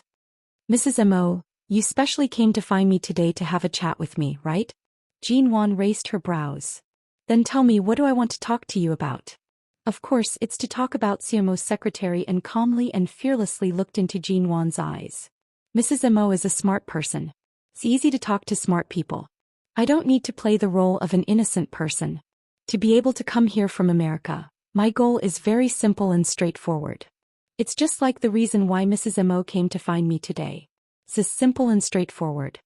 So, Secretary N's lipstick is really just a cover? It's to lure me out and take the initiative to find you? Jean Wan instantly smiled. Secretary N's lips curved imperceptibly. Uncle Mo doesn't think highly of the marriage between you and Seo Mo. Grandfather Mo is indeed muddle-headed. The so-called family's interests also have to be considered from a long-term perspective. Although the Ji family was once prosperous in Haiqing, the Ji Corporation's standards in all aspects are constantly declining. This marriage does not have the slightest bit of benefits for the Mo family. Can barely be considered a match between the two families, but it's just barely. Speaking up to this point, Secretary N directly looked into Jean Wan's calm eyes. Forgive me for being blunt. Mrs. Mo, your actions before and after marriage cannot be considered a good wife. Furthermore, I heard that a few months ago, your relationship with CEO Mo was not very harmonious. You really wanted a divorce. Jean Wan chuckled lightly. As expected, Secretary N's call last night was to find an opportunity for this conversation. Since Secretary N has spoken so clearly, then I won't hide it from you. Jean Wan supported her chin with one hand, blinking her eyes as she smiled at her. At the start, I was indeed not very used to life as a newlywed. I'm sure you also know how Jingshan is a person who is cold on the outside but warm on the inside. At that time, I didn't really understand him, so I always wanted to return to being single and regain my freedom. Secretary N looked at Jean Wan, her eyes probing and sizing her up. Chapter 92. After Jean Wan finished speaking, Secretary N, who had just received the coffee, could not help but tighten her grip on the stirring spoon placed on the cup's rim. I'm actually not very familiar with the matters between you and COMO. Most of it was hearsay. Secretary N maintained a smile, but it was somewhat stiff. It seems like the relationship between you and COMO is really good. It's all right. Jean Wan shyly supported her chin with one hand. She blinked her eyes and smiled at her. Yesterday when you called, he had just gone to shower. If you had called a few minutes earlier, I don't think we would have been able to pick up the call. Jean Wan meaningfully blushed as she said, also that day I was in Jingshan's office. Originally we were being intimate, but suddenly Grandfather Mo came. I shyly hid under his desk. You also know that I was actually in his office that day, but you don't know where exactly I hid, right? Secretary N did not speak. Her hand tightly gripped the stirring spoon in her cup. If Grandfather Mo did not suddenly come, Jingshan might have directly carried me into the resting room next to his office. He is usually cold and hard to get close to, but when it comes to the matters between husband and wife, he is always so passionate that I can't handle it. Secretary Ann's expression could no longer be described as simply stiff. Only the corners of her lips were still forcefully curved up. This meant that she was actually still smiling, but her smile was not that natural. I'm sorry. What was I saying to you just now? Secretary Ann, you're not married yet. This kind of intimate topic between husband and wife is really not suitable for you. However, a man's stamina is too good. It's really troublesome. Usually he doesn't even let me have a good night's sleep. Jean Wan blinked at him, her smile full of sweetness and affection. Although Jean Wan was doing it intentionally, every word she said was the truth. Every action, every tone, and every expression could not be faked. This kind of shyness and contentment was also not faked. Happiness and shyness, both real and dazzling. Secretary Ann slowly took a sip of coffee and then raised her eyes to smile at her. It was clear that she had regained some of her composure. I really didn't think that you would be so blissful. After all, Sumo once. Jean Wan smiled. He once what? My apologies. Secretary Ann subconsciously put her hand to her mouth, as if she had said something she should not have. This is after all CO Mo's personal matter. It's not good for me to say too much. It looks like Mrs. Mo doesn't know much about his past, so all the more I can't speak carelessly. Jean Wan nodded in understanding. We're all women and we all have all kinds of curiosity that we shouldn't have. Your words have indeed piqued my curiosity. Just as Secretary Ann was about to speak, Jean Wan smiled mildly and interrupted her. But our relationship began from our marriage and we are loyal to our marriage.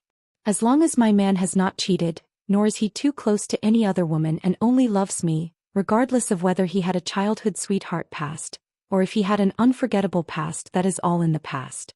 After all, he is my man now. We are not children. Who hasn't had a past?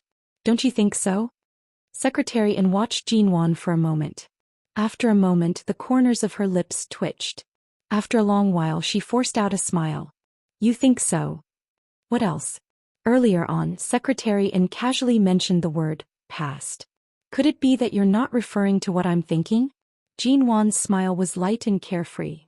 My own husband. Exactly how good he is and exactly how many women adore him. I understand this very well and have long been mentally prepared. But from the moment we got married, he is my Jean Wan's husband. Even if he had thousands of women by his side in the past, they were all complete failures. And Shuyen was silent for a moment. She stared at Jean Wan's expression as though trying to see if her heart was as indifferent as she said. Jean Wan's fingers gently tapped on the table. From start to finish, she did not take a sip of her coffee. Her tone was light and unhurried. An outstanding person will naturally have no lack of pursuers. Regardless of who it was in the past or who it is in the future, they are all just lowly losers. Secretary Anne's gaze faltered. She did not speak. She raised the coffee cup to her lips and paused for a moment. However, she did not take another sip and place the cup down. She did not look at Jean Wan again. So, Secretary Anne, regardless of whether it is her family background or her intellect, they are all so high class. You most likely would not do such a lowly thing. Even if a very persuasive elder wants to support you, Secretary Anne, based on your own values and bottom line, you would not allow yourself to be branded with the title of a mistress. Am I right, Secretary Anne? After saying all this, Jean Wan took a sip of coffee. Her actions were calm. Even though her entire body was filled with aggression, her smile was languid, causing one to not feel the slightest bit of aggression. She was so elegant that it was as though she was watching from the sidelines, coldly watching a fish struggling in the mud. It's about time to go to the business hall. Let's drink coffee another day. Secretary Anne suddenly stood up and placed the 2 pink bills on the table. She picked up her bag and politely nodded at Jean Wan before turning to leave. All right, let's meet another day. Jean Wan raised her hand toward her. Like a lazy kitten waving its paw, she shook it at her. Before Secretary Anne could walk far, Jean Wan coincidentally picked up Mo Jingshan's call. She sweetly said, "Hello, hubby? And I just met Secretary Anne at the entrance of your company. She invited me to a coffee." Secretary Anne's footsteps gradually quickened until she was out of the coffee shop. Your tone is like a cat that has stolen a fish. What did you talk about? Mo Jingshan could easily hear Jean Wan's emotions from her voice. From the corner of her eyes, Jean Wan glanced at Secretary Anne outside the window. As expected, before Secretary Anne entered the car, she turned back to look. Seeing that Jean Wan was still on the phone, she expressionlessly opened the car door and entered the car. Only after Secretary Anne's car had left did Jean Wan lightly curve her lips. What else can women talk about? Especially a woman with a strong motive toward my hubby. And, So earlier I might have been a little too fierce and scared that outstanding Secretary Anne away. Jean Wan held the phone as she spoke nonsensically. At the same time she touched the already cold coffee cup by her hand. The man's low chuckle came from the other side of the phone. What? Your ability to bite people can be used on others? Chapter 93. Perfect. Mo Jingshan's voice was low and seductive. Who's more perfect than my Mrs. Mo? Don't try to coax me with such sweet words. Secretary Anne said today that the number of women you've had in the past could line up several times around the world. In the next moment she could hear his low and husky laughter through the phone. Mrs. Mo's ability to rebuke people has improved by several times. Did you train your mouth overnight?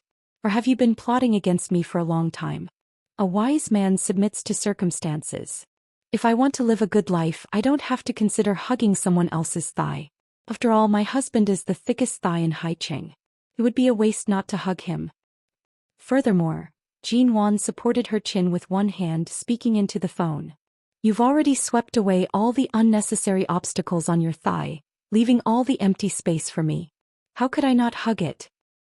So Mrs. Mo's change is because you've finally learned to be tactful? The man's voice deepened, and Jean-Wan heard a pen lightly tapping on the table on his side. Inexplicably, he could feel a dangerous aura coming from the other side of the phone.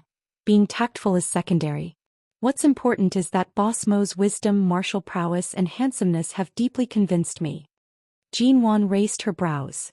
And why don't you say that I've subdued you through sleeping with me? The man's tone was mild. Jean-Wan was suddenly unable to refute. After all, she had indeed slept with him for one night. After waking up, she had completely changed. How else could she explain? She was completely speechless. Jean-Wan decided to change the topic. I was just talking about the women you've had in the past. Don't talk about sleeping with me when you're so serious. You're my only woman. The identity of Mo Jingshan's wife is also unique to you. What else do you want to say? His tone carried a hint of a smile. Jean-Wan was choked for a moment. This man's words always hit the nail on the head. There were no loopholes for her to retaliate. There were many things she wanted to say. She could not mention the things that had happened in her previous life and forced herself not to think about them. After all, she had not participated in those 10 years. Regardless of who Mo Jingshan was with, which woman he married, or whether he really kept Ji Mengran by his side, she had no right to ask about these things in her previous life. She wanted to ask why he chose her when he had so many choices before getting married. In his eyes, Shuyan was nothing special. He could ignore her and reject her. But with Mo Jingshan's personality, although the Mo family was powerful, they had no way of controlling Mo Jingshan's life and decisions. Why did he not reject the Ji family's marriage? Why didn't he reject her? In the past he had rejected Shuyan and many other socialites because of whom. Half a year ago he had coincidentally accepted the Mo family's arrangement at that time. Jean-Wan calmly suppressed the various thoughts in her heart, but her heart felt like it had been knocked over. He really wanted to ask, in fact he wanted to ask too many questions. She had not participated in Mo Jingshan's past and future for the past 10 years. She only felt that it was strange and even unreachable. It's already afternoon. I'll go take a look at the studio first. Jean-Wan stood up as she spoke, handing the bills on the table to the waiter in the coffee shop. She took her phone and walked out of the coffee shop. You don't have to take Secretary Anne's words seriously. The foundation of marriage is trust. This word suits you and it suits me even more. Don't worry, don't think too much, Mo Jingshan heard her leaving the coffee shop and softly comforted her. Jean-Wan softly made an N sound and did not say anything more. Don't forget what I promised you. 1 week. Jean-Wan's footsteps paused. 1 week.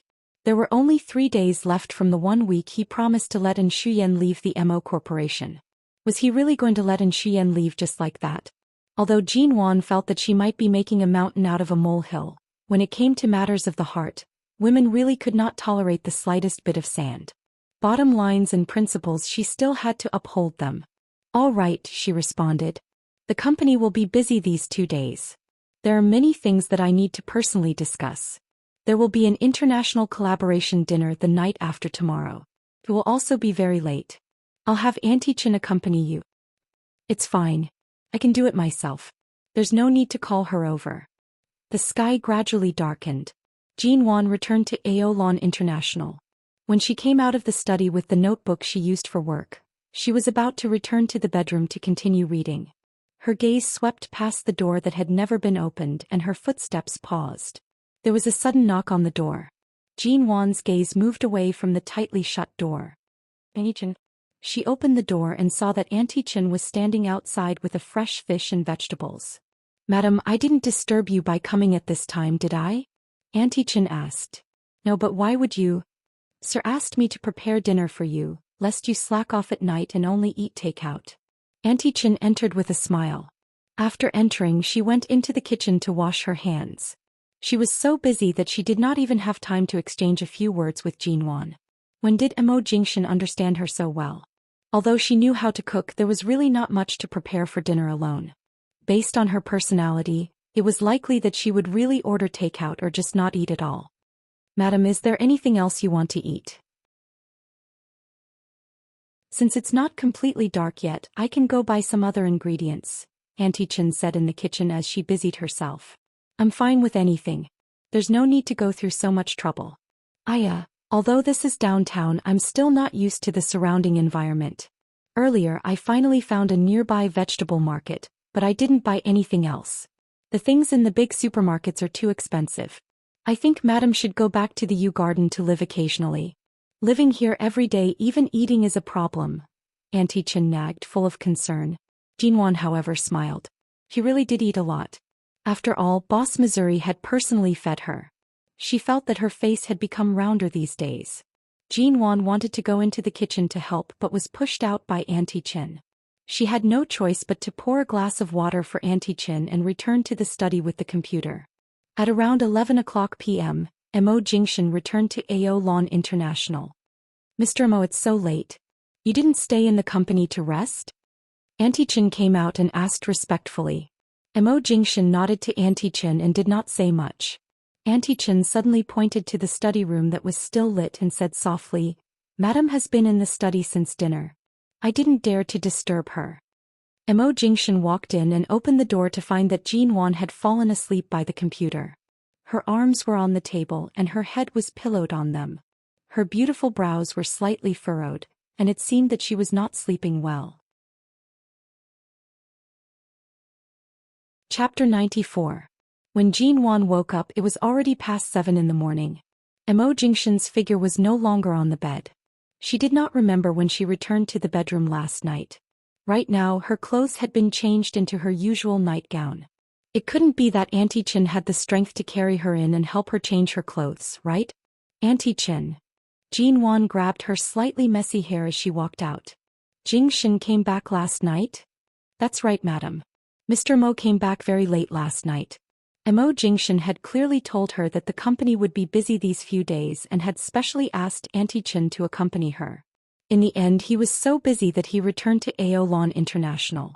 She did not know if the distance between Mo Jingshan's heart and hers was close or far. At this moment, Jinwan felt that perhaps she really should not be affected by Secretary An's words. There was no need to think about such things. He was simply worrying over nothing. That's right, Mr. Mo also said that in the future, madam, you must return to the bedroom to sleep before 10. You're not allowed to work so late in the study or stay up late. He also said that I must watch over you. Auntie Chen smiled as she spoke. Her eyes were filled with gratification. She felt that although Sir and Madam did not return to the U Garden to stay, the relationship between husband and wife seemed to be improving. Jinwan scratched her hair again and nodded. I understand. After speaking, she returned to the bathroom in the bedroom to wash up. Mo Corporation CEO's office. In front of the clear floor-to-ceiling windows, Mo Jingshan had one hand in his pocket as he listened to Secretary Anen Shenmu talk about the project report from America's Shine. After the two finished speaking and left, the office returned to silence. Mo Jingshan remained standing in front of the window without moving. His phone rang. Mo Jingshan picked it up and heard Qin Siding speak with a hint of a smile. I heard that Mo Corporation has finally accepted Shine Group's invitation to collaborate with them. They want to develop a large multinational capital chain. It's a rather large project. Do you have any objections? Mo Jingshan's voice was low and indifferent. I'm not interested in your merciless business. Of course I have no opinion. Qin Siding sneered coldly. But ever since you established the Mo Corporation, you never planned to take over the Shine Group in the US. Your father is middle-aged but still smart and strong, so he shouldn't be in a hurry to hand over the foundation of the Mo family to you. But this time the Mo Corporation and the Shine Group have made such a big move. Let me guess, what's the reason that made you, the young master of the Mo family who originally planned to be free and unfettered outside, start to draw in the net step by step? This step was destined to happen sooner or later. When the time is right, what scheme can you come up with? Mo Jingshan's voice was cold. Are you very free? I'm not idle. I'm so busy. Qin Siding snorted. Do you know how difficult the medical environment is now? I stay in the consulting room and the operating theater all day, facing all the distressed patients, controlling the life and death of the scalpel. I'm afraid the pressure is even greater than you, the CEO. Mo Jingshan's voice was low and cold. You choose your own path. If you want to practice medicine and save the world, no one is forcing you to do it. Who would have guessed that the young master of the Qin family chose medical school because he was tricked into it by a little girl? In the end, that girl left so heartlessly and decisively, leaving you in the abyss of bitterness for so many years without being able to struggle out. The other side of the phone was silent for more than 10 seconds. Suddenly, the sound of Qin Sighting throwing a medical record on the table could be heard. Nan Heng and I exist just to be mocked by you. Every day we watch you and Jinwan show off your love. Not only do we eat dog food until we're full, we also have to be poked by you until we can't stop the bleeding for 10,000 years, right? Mo Jingshan indifferently snorted. You asked for it. Qin Sighting released a mocking laugh. I'll see when you taste the feeling of being kicked by your own woman, and when you can't even find her, Nan Heng and I will definitely return these 3 words to you. 3 words, 3 knives, 1 knife at a time stabbing into your heart. You're becoming less and less like a physician. Then what do I look like? Psychiatry suits you. All right, when you're kicked by Jinwan, the first patient I'll accept in the psychiatry department will be you. Qin Sighting sneered. All right, I'll be serious with you. Recently, the Sheng family hasn't been peaceful. The 2 successors have basically been crippled. The illegitimate son who has been away for so many years is most likely going to completely change the sky of the Sheng family when he returns. I only found out now that the Sheng family's illegitimate son is actually in the same line of work as me. Last year we even met at the provincial medical conference. He really hid himself deeply. Mo Jingshan was not surprised. His tone was indifferent and cold. A knife operator who can easily cut apart 206 bones in a human body without leaving any flesh behind, killing his way into the business world is not something worth celebrating. Tiske, since you know, I won't share this news with you. Qin Sighting's laughter was cold. However, you should be careful of this kind of person who is good at hiding. I also just found out that he has quite a deep relationship with Jinwan.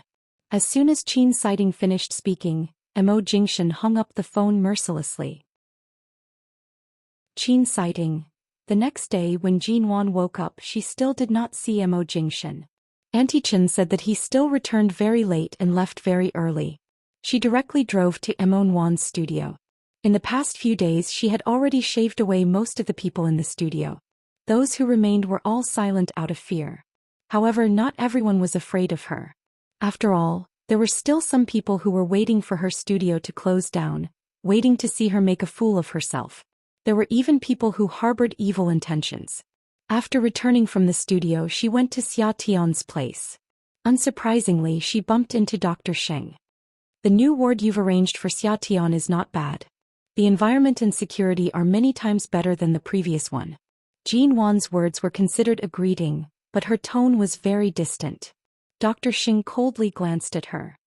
I really couldn't tell that you care more about your friend than your own little sister. My own little sister. Jinwan smiled faintly. Perhaps you don't know, but to me, Xia Tian and my so-called little sister, the roles they play in my life are as different as heaven and earth. Dr. Sheng's cold brows did not move. He only stared at her for a moment, his voice low and cold. In your life, what role do I play? Jinwan coldly looked at him and did not speak. Dr. Sheng had long guessed that she would refuse to answer. He removed his mask and placed it in the pocket of his white coat. His expression was stern. I've already fulfilled the request you made a few days ago. Tomorrow night I'll be representing the Sheng family to attend a banquet. If you want to cut all ties with me, why don't you agree to a condition of mine? Jinwan faintly furrowed her brows. What condition? Chapter 95. Why should I promise you? The one who feels guilty is you, not me. Jinwan stared at him coldly. The man in front of her smiled faintly, his lips curving into a strange curve. Do you really think that Mo Jingshan doesn't know about our relationship? Don't you want to get rid of everything related to me? I don't need to explain my conditions to you. Jinwan really wanted to smash the bag in her hand into his face. She suppressed her anger, coldly asking, since I'm representing the Sheng family to attend the banquet, why do you want me to go? Has to be you. Why me? You'll know once you go. His lips curved slightly, his smile cold. He did not explain further, nor did he wait for Jinwan's agreement or rejection. He put on the surgical mask again and entered the ward next door. Jean Wan lowered her eyes to look at the floor covered in the smell of disinfectant and fell into deep thought. Jean Wan could not sleep for the entire night just because of a banquet she did not even know the reason for. She thought that she would finally be able to see Mo Jingshan when he returned tonight. In the end, when she finally fell asleep at 2 a.m., she did not see him return. The next day she slept until noon. Perhaps because she did not sleep well, her head hurt slightly. After showering, she changed her clothes and prepared to leave. However, the moment she reached the studio, she saw a silver-white car parked there. The car window rolled down, revealing the man's face. Although he was handsome because he rarely walked outside, he lacked the moisture of sunlight and often wore a surgical mask. As a result, he appeared slightly paler than the average good-looking man. Jean Wan furrowed her brows, her gaze unhappy. "How did you know I would come here?" The expression of the man in the car did not change. He remained indifferent and cold. He glanced at Jean Wan's businesslike attire, and an incomprehensible coldness and melancholy appeared in his eyes. "Little girl, you've really grown up." "Dr. Sheng." Jean Wan coldly stood by the car door. "Don't tell me that you've always been clear about my whereabouts. If that's the case, I'm afraid I'll call the police." The man watched her. "Tonight you're my female companion." Aren't the 3 words Dr. Sheng a little too unfamiliar? Jean Wan's smile was cold and her words were full of sarcasm. Sheng Yihan. When Sheng Yihan heard this form of address that he hadn't heard for a long time, his pale lips curled up slightly, but it was only for a moment before it disappeared. "Yesterday I didn't agree to attend that dinner with you. After a night of consideration, my answer is still that I won't go." Jean Wan finished speaking and turned to leave without looking at him. However, just as he turned around, his vision suddenly darkened and he almost stumbled forward. She hurriedly raised her hand to support herself against the street lamp beside her to barely stand. This morning he had a headache. Perhaps it was because of the bone-chilling autumn wind, the cold rain and the cold air from the north. The autumn wind made people's headaches. The car door behind her opened and her arm was immediately supported. She did not need to think to know who it was.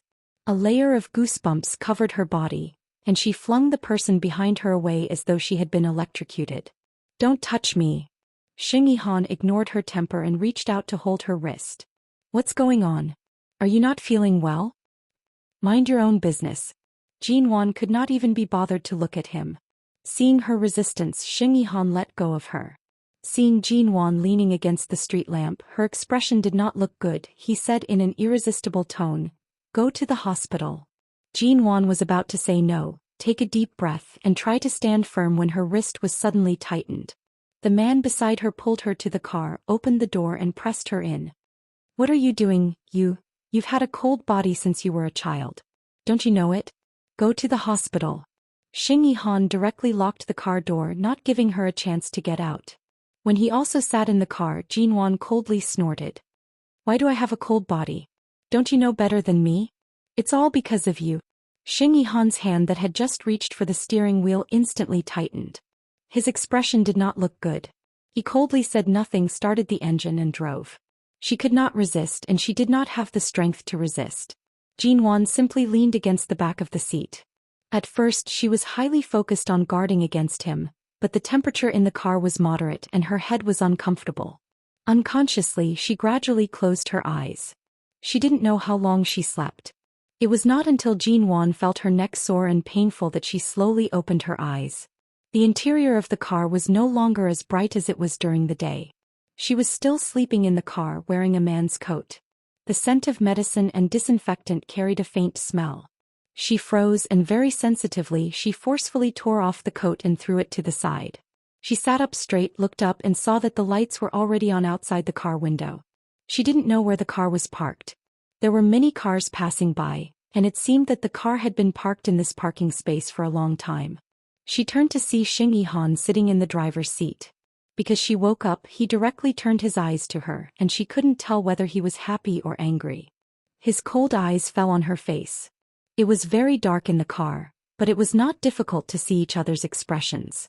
Jean Wan frowned. "Didn't you say you would send me to the hospital? Where is this?" "We've been to the hospital." "You slept too deeply," Sheng Yihan said indifferently. "Your physique and resistance are not up to standard and you're afraid of the cold." The colder the weather, the more you need to wear. Doesn't Emo Jingshan even care about these things? How could he not care? Emo Jingshan could not wait for her to dress like a bear every day before going out. If she wore any less, his gaze would be able to freeze her. However, there was no need to explain this to him. Jinwan did not speak, only looking out the car window. She felt that this place seemed to be near a certain high-class hotel in High City. She looked up again. King's Court Hotel. Yesterday, Sheng Yihan had asked her to accompany him to a hotel in High City to attend a dinner party. Was it here? I've said it before. I won't go to any dinner party that has nothing to do with me. Why did you bring me here? Jinwan said indifferently, reaching out to open the car door. Seeing that the car door could not be opened, she turned to look at him coldly. Sheng Yihan, you're still as despicable as before. Open the door. Sheng Yihan appeared as though he did not hear her words. He indifferently glanced at the passing cars, his tone calm. The dress I prepared for you is in the back. Go change. I'm not changing. Jinwan glared at him. Open the door. He appeared as though he did not hear her, ignoring her rejection. He opened the car door on his side and got out, indicating that he wanted her to change alone in the car. Chapter 96.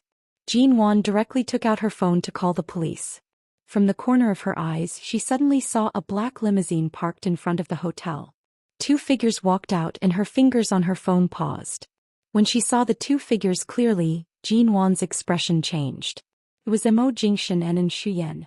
A few days ago, Emo Jingshan had indeed told her over the phone that he would be attending a dinner tonight. Why would he appear here with Shuyan? So, they were attending the same dinner? From afar she saw the two of them alight at the same time. Today Shuyan was dressed beautifully. She wore a white strapless gown. When they entered the hotel, Shuyan, who followed closely by Emo Jingshan's side, suddenly raised her hand and held onto his arm. Jinwan's mind instinctively reacted. That was, Emo Jingshan would definitely push her away. However, Emo Jingshan did not push her away. Jinwan's heart was instantly pounded harshly. Her hand paused on the car window and did not move for a long time. The other side of the car window was suddenly knocked twice. The door was opened. Sheng Yihan looked at her, asking softly, "Are you sure you're not going in?" Jinwan turned her head.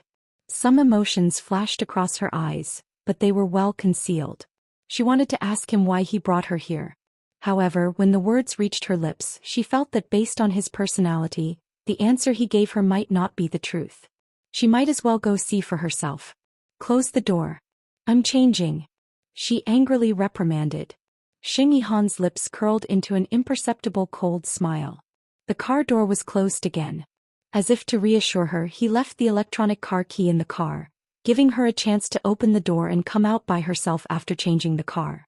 Was he certain that she would not run away again? Jinwan secretly gritted her teeth. She reached out and took the bag from the back seat. She opened it and saw that it was a high-end box containing the gown. She impatiently opened it. 10 minutes later, Jinwan alighted from the car. Do you think I'm still a teenage girl? It's actually a pink gown and the hem is decorated with all kinds of feathers. I really wonder if you deliberately brought me to this kind of place to embarrass me. She complained with an unpleasant expression. Sheng Yihan took a look at her, and there was a flash of amazement in his cold eyes. Although Jinwan used to attend all kinds of banquets with her father, he had to admit that Jinwan's beauty was very low-key and gentle. It was not aggressive or lethal, but as long as she dressed up a little, her natural beauty was more attractive to men than her lethal beauty. You're only 20, why can't you wear pink? Sheng Yihan walked away from the car, his tone still cold, but when Jinwan glanced at the hotel with a dark expression, he casually said to her, "Very beautiful. Who would make a fool of themselves in such a place?" You won't make a fool of yourself. After all, you win in appearance. This man, Sheng Yihan, was so annoying even when he was saying nice things. Jinwan didn't look at him. Fortunately, the length of the dress was just below her feet and could cover her flat shoes. There was a new pair of high heels in a bag under the back seat, but she didn't wear them. She was really not in the mood to wear them. You didn't change your shoes? He noticed that her height didn't change and asked. Didn't you say I win in appearance? Jinwan retorted coldly. Sheng Yihan didn't speak anymore but glanced at her dress again. He was more than 1 6 meters tall and had a slender figure. Her tight fit was perfect. Wearing such a dress, the length was just right. She really didn't need to wear a pair of heels that were more than 10 centimeters tall to look tall and slender like other women.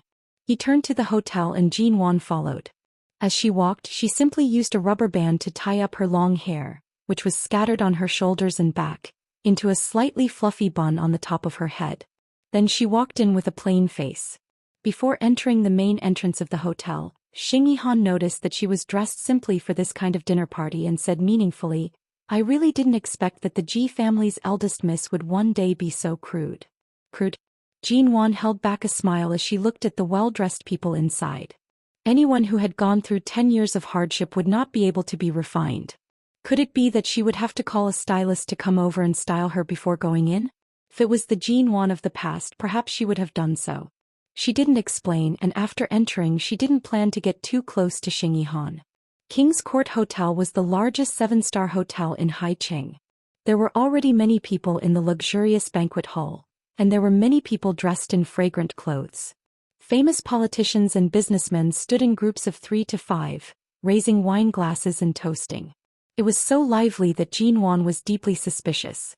With such a grand scene, just what kind of dinner party was this? Jean Wan noticed that there were many guests speaking with American English accents in the banquet hall. From their English conversation she could vaguely tell that they were the senior executives and important members of the Shine Group. And tonight, Shine Group officially signed a contract with the MO Corporation for an international cooperation project. Recently, MO Jingshan had indeed been busy with this matter. After listening for a while, Jean Wan noticed Xing Yihan's gaze on her and had no choice but to follow him inside.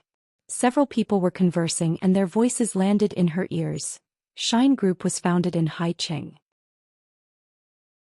After moving its headquarters to America more than 10 years ago, I didn't expect that the first international cooperation with a domestic company would actually be with the MO Corporation. No matter how you look at it, it's still our home. As expected, we should keep the goodies within our own fields. I heard that Director MO will also be here tonight? It's been many years since Director MO returned to Haicheng, right? The company headquarters in America needs him to oversee it. It's really been hard on him these past few years. Isn't that so?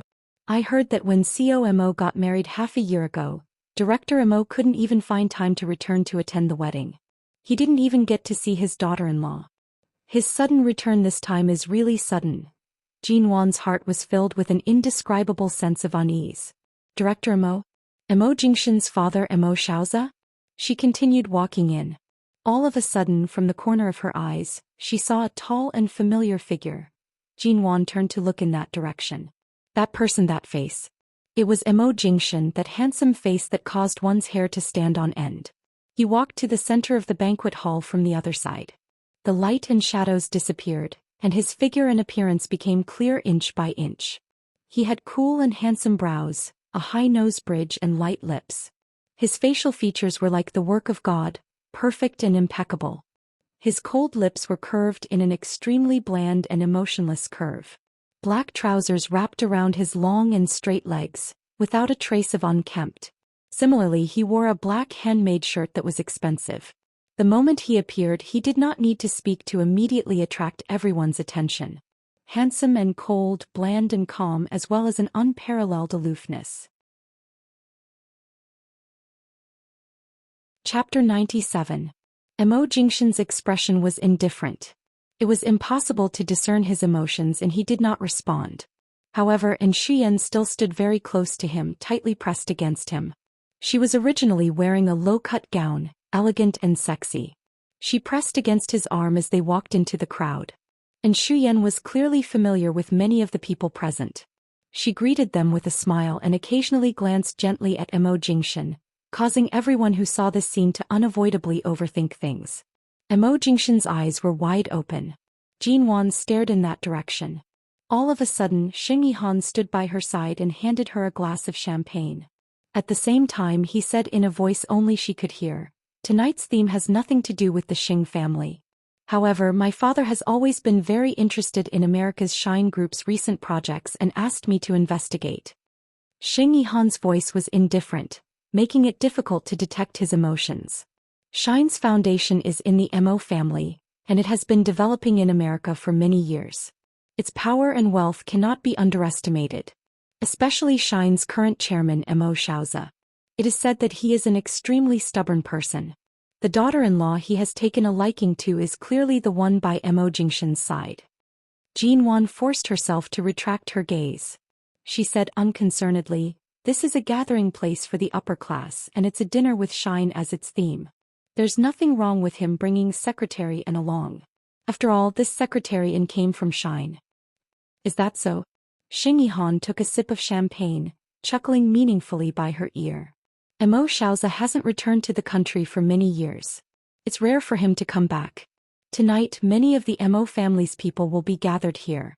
As the rightful granddaughter-in-law of the Mo family, you were not invited. Even Mo Jingshan himself did not plan on bringing you along. Regardless of whether it's because of Shine's cooperation project or some other reason, in an occasion like tonight, his choice is definitely not you. Jinwan's grip on the glass tightened. She then coldly glanced at Xing Yihan. Jinwan turned back and looked in that direction. However, she did not make a sound. Even as the crowd walked over, she remained where she was and did not approach. "You're not going?" Xing Yihan coldly reminded. Jinwan's expression was not very good. Hearing the voice by her side, she smiled indifferently and pretended to be relaxed. "What for? There are too many people and I can't breathe. This place is pretty good." As she spoke, she finished the wine in the glass in one gulp and threw the glass into Xing Yihan's arms. Without even looking at his expression, she casually picked up another glass of wine from the long table in the corner. She could feel that although Xing Yihan's tone was mocking her, as if the more unhappy she was in this marriage, the happier he would be. But in fact, most of his attention was on everyone present. She knew very well how good Xing Yihan was at hiding and how meticulous his thoughts were. Many years ago it was clear what kind of dangerous person he was. He was deeply hidden, had astonishing patience and was also a strategist. But right now she was really not in the mood to care about him. She had not planned to attend this banquet. If she had not seen Mo Jingshan she would never have come in. But now she suspected that she was wrong to come here. She really shouldn't have come. The cocktail in her mouth was a little sweet, but the alcohol content was obviously a little higher than the glass of champagne just now. She only took a sip and frowned. She looked down at the colorful liquid in the cup. There were some ice cubes that had not melted yet in the cup, so it was very cold.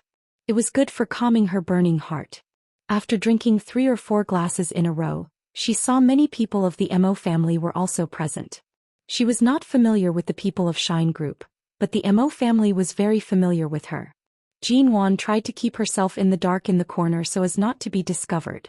And from this distance, because the crowd was in front of her, she could no longer see what was going on with Mo Jingshan. She looked back at the front door of the hotel where several relatives and friends of the Mo family were talking and there were security guards at the door. If she left now, she would only attract attention. Xing Yihan. Because Jinwan had drunk some wine and was not good at drinking, her eyes were a little red. Although it was not obvious, the people around her could still see it. Xing Yihan lowered his eyes to look at her, staring into her eyes. Jinwan looked at him and said with a cold and mocking smile, "Although you haven't been in the Xing family for so many years, you have long been preparing to return, haven't you? Enduring humiliation to bear the burden, enduring hardships to gain courage. You're really something, The man did not speak, but his lips curved imperceptibly and coldly, looking into her slightly red eyes. "Your appetite is not small. You even have ideas about Shine and the Mo Corporation. Aren't you afraid of eating too much and being swallowed back?" Jinwan coldly glanced at him, the mockery in her eyes deepening. Xing Yihan's eyes gradually revealed an obvious sneer. "What can be more terrible than being swallowed back by love? I can even endure this kind of pain. What is there to be afraid of?" Jinwan's expression did not change, but the coldness in her eyes deepened. It was as if she could see the scene of that young man being rejected by the Xing family many years ago. After his mother married into the Ji family, he was expelled from the Ji family because of her, the eldest daughter of the Ji family. That young man's eyes were deep and profound when he finally looked at her. She coldly curved her lips and picked up another glass of wine, casually leaning against the table behind her, saying coldly, "That's your self-righteous love. It has nothing to do with me." Xing Yihan only mildly curved his lips. Looking at her, He reached out and gently brushed past her cheeks that were slightly warm from the alcohol. Jinwan instantly turned her face away in disgust and then coldly looked at him. What are you doing? The first time I saw you, you were still the high and mighty young lady of the Ji family. Like a princess who despised everyone, you walked through the dazzling banquet hall. Then behind your father's back, you hid in a corner and secretly tasted the wine. In the end you got drunk and slept in a corner, your face as red as an apple. I went to carry you out but you bit me. Jinwan unconcernedly moved the glass away from her lips, coldly saying, if it were now, I definitely wouldn't have bitten you. After all, you're too dirty. Her gaze was cold and sharp and her words did not leave him any face. Jinwan did not wish to continue this topic. Although the alcohol content of the wine at the banquet was not particularly high, she really could not hold her liquor. Furthermore, her mood was slightly affected, and she drank several types of wine mixed together. The headache she had during the day came again. Chapter 98. She turned around and quickly walked to another corner of the corridor that led to the washroom. A few people were discussing nearby. As expected, and Shu Yan really returned to the country for President Mo. Only President Mo could make this precious daughter of the Yin family fly over from so far away. This and Shu Yan is the best candidate for a daughter-in-law on Director Mo's side. They're a perfect match. I really don't know what Grandfather Mo was thinking. He actually let a woman whose name I've never even heard of enter the Mo family. No. That Jinwan is quite famous in Haicheng's upper-class society. Her family background isn't bad and it's said that she's very beautiful. I thought that I would be able to clearly see what kind of foxy beauty that Jinwan actually has the ability to push aside so many young ladies from all over the country to marry into the Mo family.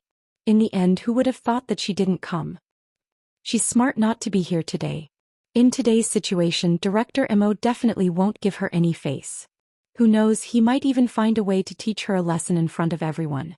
As the CEO of Shine Group, he's basically the true ruler of the Mo family. If he wants to keep Shu Yan in the Mo family, today is the best time to make sure that Jinwan doesn't get away scot-free. She definitely won't get any good results by coming here. That's true. Although a lot of people from the Mo family are here today, Grandfather Mo is not here. If Chairman Mo really wants to kick Jinwan away, he has thousands of reasons to make her come in smiling and go out crying. Even if CEO Mo can protect her, he still has to consider the Yin family's face. This dilemma is really difficult for CEO Mo. What's there to be troubled about?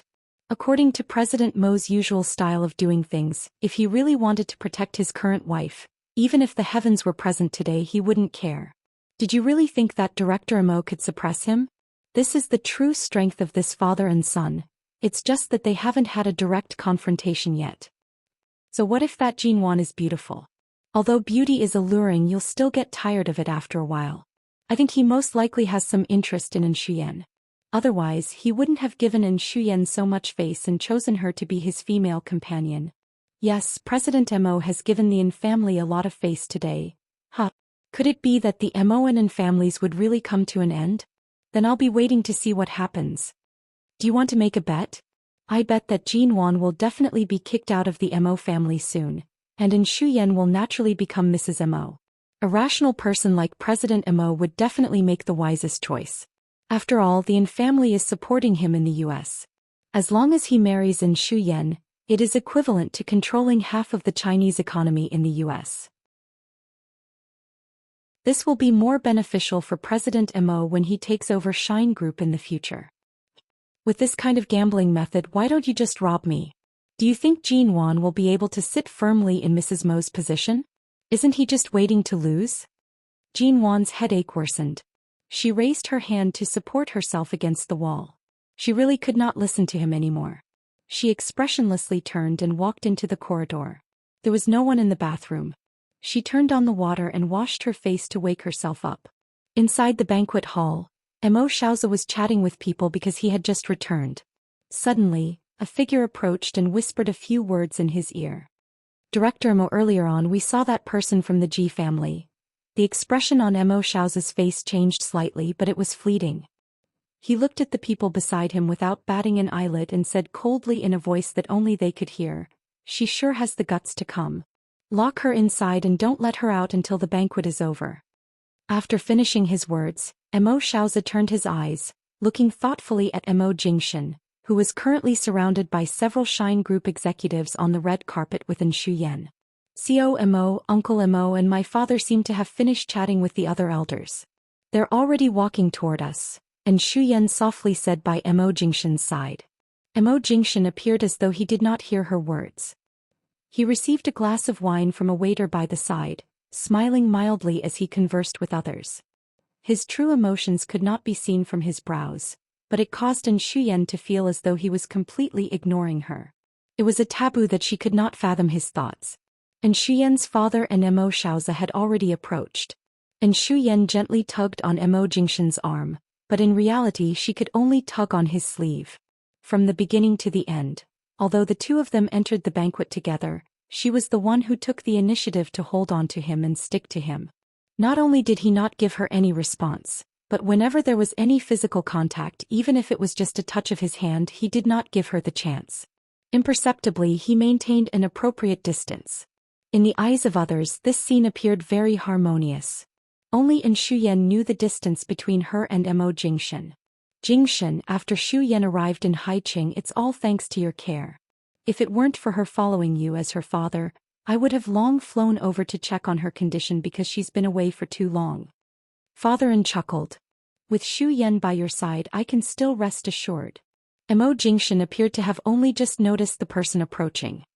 He held a glass of wine in his hand, clinking it with Father An's.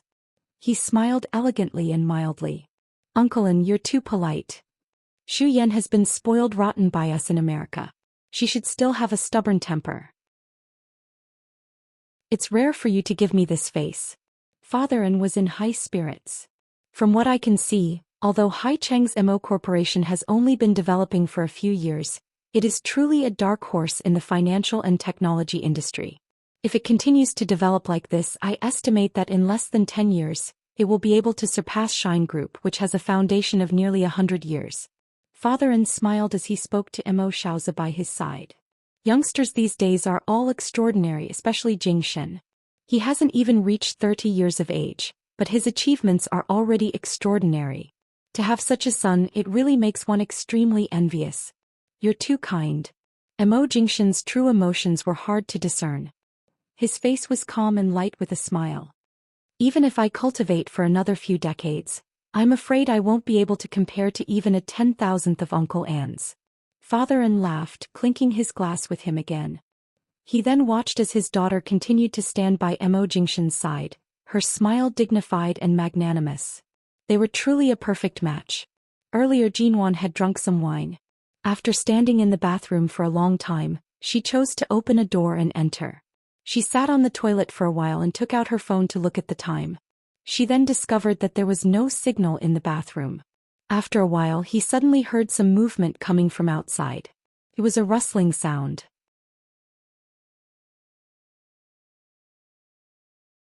Chapter 99. Jinwan's entire body trembled. In the darkness and slightly damp bathroom, the surroundings were quiet and empty. She could vaguely hear the sound of water dripping. In the darkness, drop by drop, it caused one's heart to tremble. Also, what was that sound outside? Seemed to be very close. There was a sneaky movement. Jinwan reached out to push the door open but was surprised to find that the door could not be opened. Every single door in the bathroom could only be locked from the inside. The lock had already been opened by her. How could it be that the door could not be opened? A sense of unease suddenly rose in her heart. She raised her hand and knocked hard on the door, yelling, "Is anyone there?" It was impossible for the lights to break so coincidentally. The King's Court Hotel was a top-notch high-class place, and it was hosting VIPs from America tonight. The staff here would definitely check every corner properly. There could not be a single mistake. Furthermore, the door was obviously locked from the outside. This could only mean that it was done by someone. Who exactly was it? Xing Yihan definitely could not have done this. Bringing her here and then locking her up was contradictory. There was no motive, so it could not be him. Earlier she had been hiding in the shadows in the banquet hall and did not meet anyone from the Mo family. No one should have noticed her, nor did she meet anyone who had a grudge with her. To be able to do such a thing in the heavily guarded King's Court Hotel, it was definitely not simple. There were no windows in the bathroom and the surroundings were well sealed. As the lights went out, the air conditioner also stopped working. The power should have been cut off. Jean Wan's body had not been feeling well today. She did not know how long she would be locked up here. Earlier she had shouted so loudly but no one had approached. It was likely that no one had heard her. She gradually took a step back, closing the toilet lid and sitting on it to conserve her energy. She picked up her phone. The light on the screen gave her some sense of security.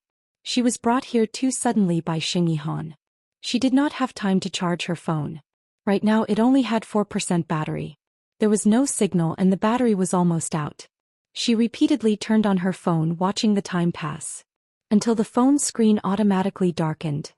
At the banquet, Mo Jingshan and Mo Shaozi chatted for a while.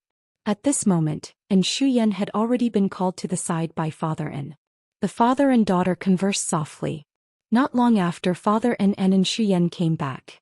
Mo Jingshan turned around, his voice heavy as he spoke to Father En. I remember that when Xu Yan was young she was engaged to the eldest son of the Wilson family. Later on, because their family moved to England, they never mentioned this matter again. The smiles on Father En and in Xu Yan's faces instantly froze. Mo Jingshan smiled mildly. Now that the Weizhen family has returned to America and has an inseparable relationship with the En family's company, Xu Yan and Mr. Weizhen's eldest son has yet to marry, and there aren't any suitable candidates by his side. In my opinion, why don't our Mo family act as the matchmaker and facilitate the marriage between the two families? And Xuyan's complexion was slightly pale. She stared in disbelief at the composed Mo Jingshan. As Mo Jingshan spoke, Mr. Weizhen, who was also present today, stood by the side. Hearing his words, he turned around and laughed in not very fluent Chinese. That engagement was set on Miss Anne's 5th birthday. After so many years, Mr. An must be forgetful and unwilling to let his daughter marry too early, so I didn't bring it up again. And Xuyan was silent for less than a second before speaking up. Uncle Weizhen, I read that Xuyan is currently at a suitable age for marriage. Mr. Weizhen's family also lives with the En family in New York. Even if she marries over, she won't be too far from home. Mo Jingshan's gaze was deep, and his face held a perfect smile that no one could find fault with. He interrupted her words. I heard that when the engagement was first set, New York's mayor was also present. Right now, the other party is already a high-ranking official in New York. If he were to personally host Xu Yan's wedding, it would really be the best. Father En furrowed his brows, concealing the flash of displeasure in his eyes. This matter has already been going on for 20 years. The Weizhen family and the En family have been friends for 20 years. Not only are we business partners, but the elders are also close friends. Isn't it appropriate to arrange the marriage as soon as possible? Mo Jingshan smiled, turning to look at Mr. Weizhen, who had already entered the conversation. Mr. Weizhen clinked his glass with Mo Jingshan's, speaking politely in not very fluent Chinese. Miss An is really too outstanding. If she can really marry over, of course we'll be honored. But we're afraid that it will be hard on Miss An. After all, our family has been through a lot in England a few years ago, and it's not as good as before. And Xuyan bit her lip hard. Her gaze moved from the smiling Mr. Weizhen's face to Mo Jingshan's. Mo Jingshan's every word rendered her speechless. Furthermore, Mr. Weizhen's emotions had already been stirred up by him. Right now, if she were to say a single word of rejection, she would offend the Weizhen family. Right now, Mr. Weizhen's hesitant attitude showed that he clearly wanted her to marry over, yet he was purposely lowering his stance. Mr. Weizhen, you're really being too humble. Your word's not as good as before. How many financial tycoons will be unable to raise their heads? Mo Jingshan appeared to be unintentionally leading the conversation. He smiled lightly. When Xu Yan was young, she came to Haiqing and temporarily stayed with the Mo family. However, because she was not acclimatized, she was brought back to America for treatment. I noticed that she seemed to have lost a lot of weight recently. I'm guessing that she's still unable to adapt to life in the country. Mo. And Xuyan opened her mouth. Mo Jingshan smiled mildly at her. I know that your thoughts are all on your career, but you've indeed reached the age where you should get married. After the contract is signed, the two of you can head back to America together. Once the wedding is confirmed, remember to inform me. And Xuyan's expression turned paler and paler. She stared at him, her slender fingers tightly gripping her skirt. Under this man's calm and smiling gaze, there was too much shrewdness hidden, causing one to be caught unprepared. Right now, Shuyen's father's expression was extremely ugly. However, due to the fact that Jingshan had given Shuyen and the family enough face today, his words were also impeccable. It really left one with nowhere to vent their anger, much less any reason to vent it. Shaozi furrowed his brows, coldly watching everything. In his heart, he knew that his own son had turned the tables on him. He was already extremely unhappy. No wonder Jingshan was so cooperative. He only had one goal tonight, and that was to send Shuyen back to America. He also wanted to pair Shuyen up with the others. Chapter 100. Jingshan's actions seemed to have sealed off Shuyen's path of retreat without batting an eyelid. Such a reversal happened in the blink of an eye. No one had expected it, nor were they prepared for it. Just like that, she was pushed away by Jingshan. Following that, Jingshan casually chatted with Mr. Wazin for a while, recommending a friend he had in America who specialized in wedding ideas. It was clear that this matter had already been decided. Father wanted to say something, but Jingshan had already softly chatted with a local Haiqing company manager behind him, ending the previous topic. Shuyen secretly pinched her skirt. Because Mr. Wazin was by her side, she could not display too much negative emotions. She forced herself to say calmly, "I'm not feeling too well. I'm going to the restroom." As she spoke, she turned and quickly walked toward the restroom. In the end, when she approached the corridor leading to the restroom, she saw that it was dark inside. She then saw the bodyguard who often followed by Uncle Mo's side standing nearby. The bodyguard turned back to look at her and signaled for her to leave with his eyes. Shuyen stared at the darkness inside, then looked in the direction of the female restroom. Strangely, she seemed to have guessed something. Her footsteps paused for a moment before she slowly retreated and turned to walk away. It was only when Shuyen's footsteps staggered in another direction from the back of the crowd that Jingshan raised his eyes and noticed a flash of nervousness on her face. Although she hid it well, he could still sense that something was amiss. Right now, Shuyen's hands and feet were cold. Her eyes were dim as she followed the staff down to the second floor. From the day Jingshan told her to leave the Corporation in 4 days, she knew that once he made up his mind, there would be no turning back.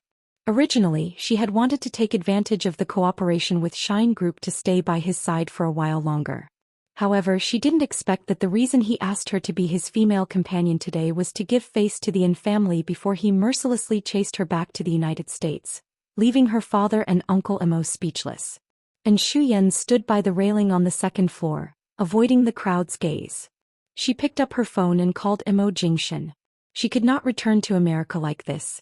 Everything that had happened tonight meant that if she returned, it would be difficult for her to get close to him again. Jingshan looked at the caller ID and did not pick it up. When the phone stopped vibrating, there were no more calls. The phone fell silent. Jingshan raised his eyes. Because of Shuyen's earlier nervous expression, he thoughtfully scanned the entire banquet hall. Suddenly, his phone vibrated again. This time it was Auntie Chen calling. Jingshan's brows moved as he picked up the call. "Mr. Mo, did Madam go to your company tonight?" Auntie Chen sounded worried. "She didn't go back?" "No, it's already so late and Madam hasn't come back yet. I thought she might have gone to your company to look for you. Her phone is still turned off and I haven't been able to contact her." Jingshan's gaze quickly scanned the area. His gaze was deep and it was hard to tell if he was happy or angry. At this moment, a staff member in the banquet hall suddenly reminded, "Distinguished guests, I'm really sorry. The washroom in the banquet hall on the first floor has a circuit failure and cannot be used for the time being. Please move to the second floor or other floors later. The washroom on the first floor is currently closed." It was just a reminder from the staff and it was just a malfunction in the washroom. It didn't affect anything in the banquet hall. The banquet continued. At this moment, Shuyen had already returned. Hearing the staff member's reminder, her gaze shifted in Jingshan's direction. "Mo, can we have a chat? I don't want to return to America." She approached him and spoke softly. Jingshan did not look at her. Instead, he indifferently turned around, his gaze fixed in the direction of the washroom. The figure who, because of the staff member's words, had suddenly moved in the opposite direction of the washroom.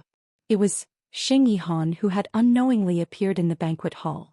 And Xu Yan stood in front of him, only to discover that the man's gaze was currently examining her. It was heavy and carried with it an oppressive feeling that caused one to tremble. Mo Jingshan was the type of person who, when one looked at him, would make one involuntarily think of a tree covered in frost when all things were withering in the winter. He stood elegantly in the cold snow, clean, distant, and even cold to the point of being inhuman. However, because he was too good-looking, there was a hint of fickleness to him.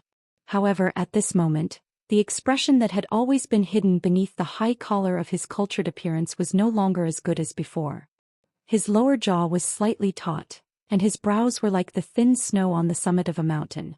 It was as though he had torn away the noble and friendly facade of a Vanity Fair, transforming into an icy arrow filled with killing intent.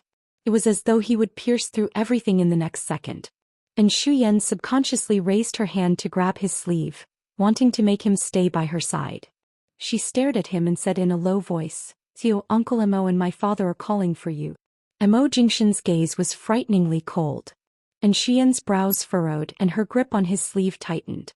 "Tio Mo. Let go." Mo Jingshan's cold and heavy voice rang out. Without waiting for Xu Yan's response, he directly pulled his arm out, expressionlessly heading in the direction Xing Yihan had left.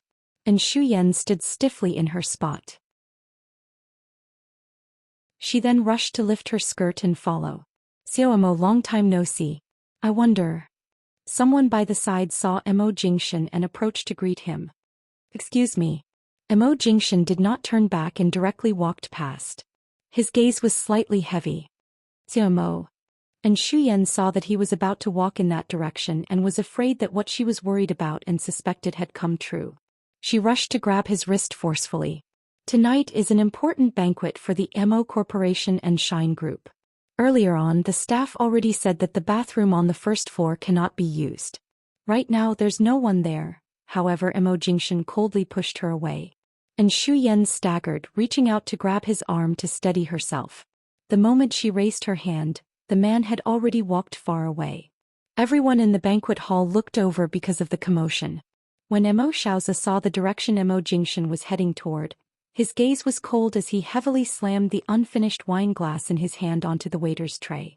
His brows furrowed harshly. Hearing this, Xing Yihan turned back.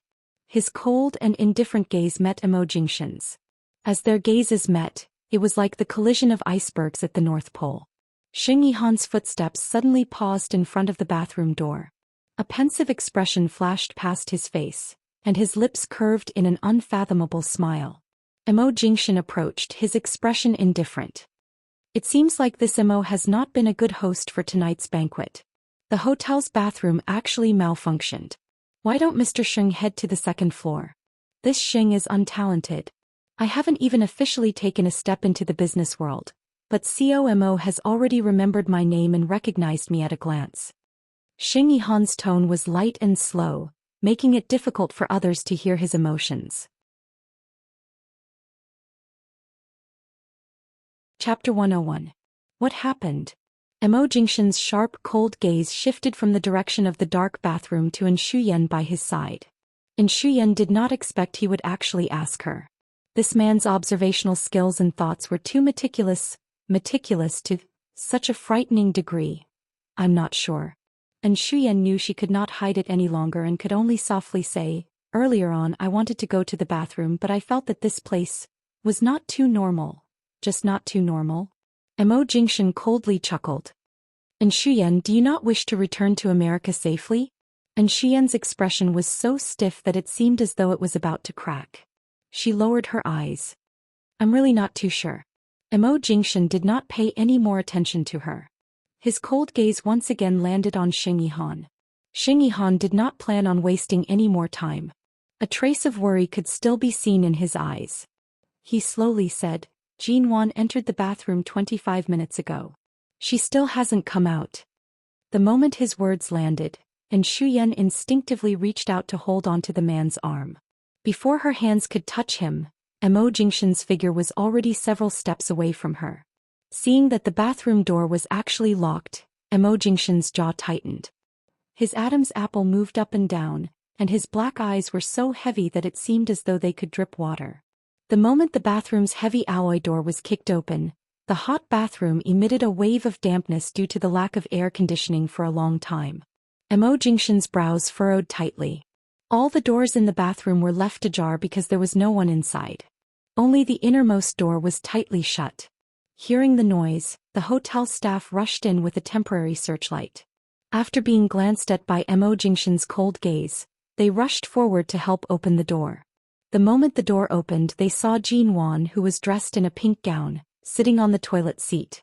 Her head was weakly pressed against the wall, and her hands were by her side. The hair on her forehead was wet with sweat and her eyes were closed. Her face was as pale as paper and her lips were completely drained of blood. She had already fallen unconscious. And Shuyen followed behind. Seeing this scene, her brows furrowed. This was because Jinwon's complexion was frighteningly pale. Why is there still someone in the bathroom? The staff members who were not involved in this matter stood at the side in shock and whispered, "How long has he been unconscious? Hurry up and call the doctor, don't let anything happen to him." Before the staff member had finished speaking, Immerse had taken off his suit coldly and carried Jinwon out. She was cold and her dress was damp from the suffocation. He wrapped half of her body in his suit, which still contained his body heat, and quickly carried her up.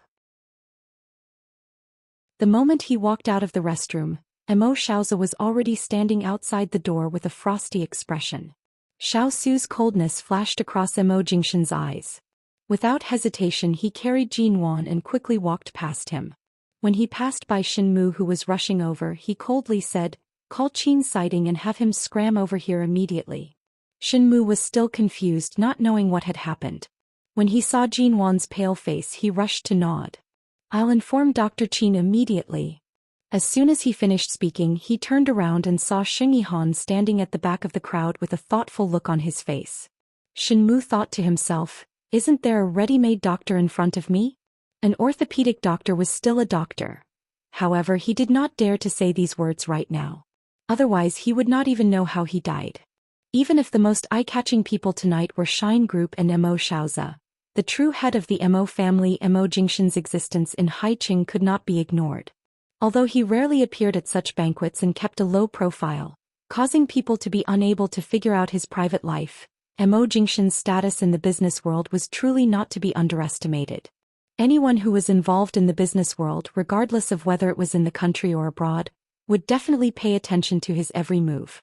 Everyone in Haiqing knew that Immerse's personality was cold and aloof. He was difficult to approach. Aside from his immediate family and friends, no one could easily interact with him. Most people only dared to approach him to exchange pleasantries. To receive a polite smile from him was already considered an honor. A few months ago there were even rumors that after Immerse's marriage with the Ji family, he and his new wife, Jinwon, did not have any relationship.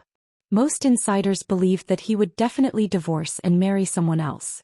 However, at this moment in the bright and resplendent banquet hall, everyone stared at this scene in shock. Immerse's usual calm and composed expression changed. His brows were cold and threatening. Not only was it rare to see such a clear expression of coldness and anger on his face, they also saw him carrying a woman dressed in a pink gown through the banquet hall with quick steps. Furthermore, this woman was actually the Mrs. Mo who had been rumored by the media to be thrown into the cold palace, Jinwon. Most of the people present recognized Jinwon's face, which was so beautiful that it could make even the heavens angry. However, her usually bright complexion was currently excessively pale. And Shuyen, who had just been the subject of discussion about the possibility of marrying into the Mo family, followed closely behind him with a dark expression on her face. However, she seemed to be completely ignored by him and he did not even spare her a glance. Mo, and Shuyen followed closely behind Immerse. "Mrs. Mo's gown needs to be changed. I brought a spare set of clothes over. Let me help her change." "There's no need."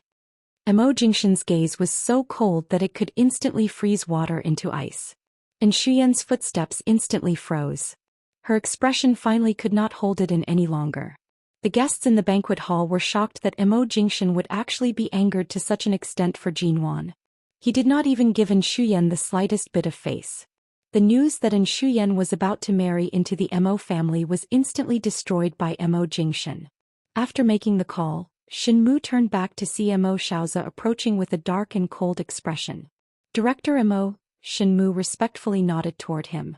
Mo Xiaoza angrily said, since she fainted, just send her to the hospital. Why did you call Qin sighting over at the hotel? Do you think the commotion here isn't big enough? Are you afraid that the guests won't be able to see enough? Shinmu was silent for several seconds before seriously saying, I'm sorry, Director Mo. I've always been by Co Mo's side. I'm used to listening to his orders. Mo Xiaoza coldly narrowed his eyes.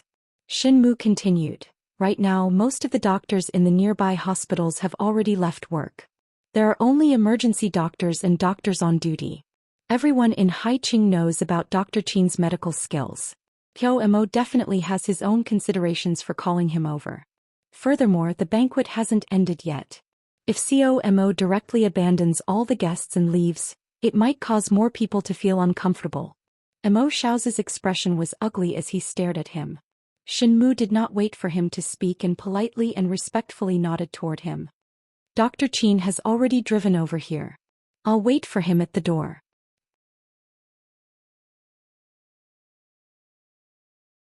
Chapter 102. Jinwan had not fainted for too long. She was already feeling unwell and there was no fresh air in the bathroom. The enclosed space made it difficult for her to breathe. She did not know how she had suddenly fainted. She struggled in the nightmare for a long time. The nightmares from her previous life that had not appeared for a long time were invading her consciousness. Until her body suddenly felt as though it had been soaked in a pool of warm water. Her cold body gradually warmed up, and the uneasiness in the nightmare gradually faded. Below her neck there seemed to be a strong hand holding the back of her neck. From time to time her forehead would be covered by another hand as though testing her temperature.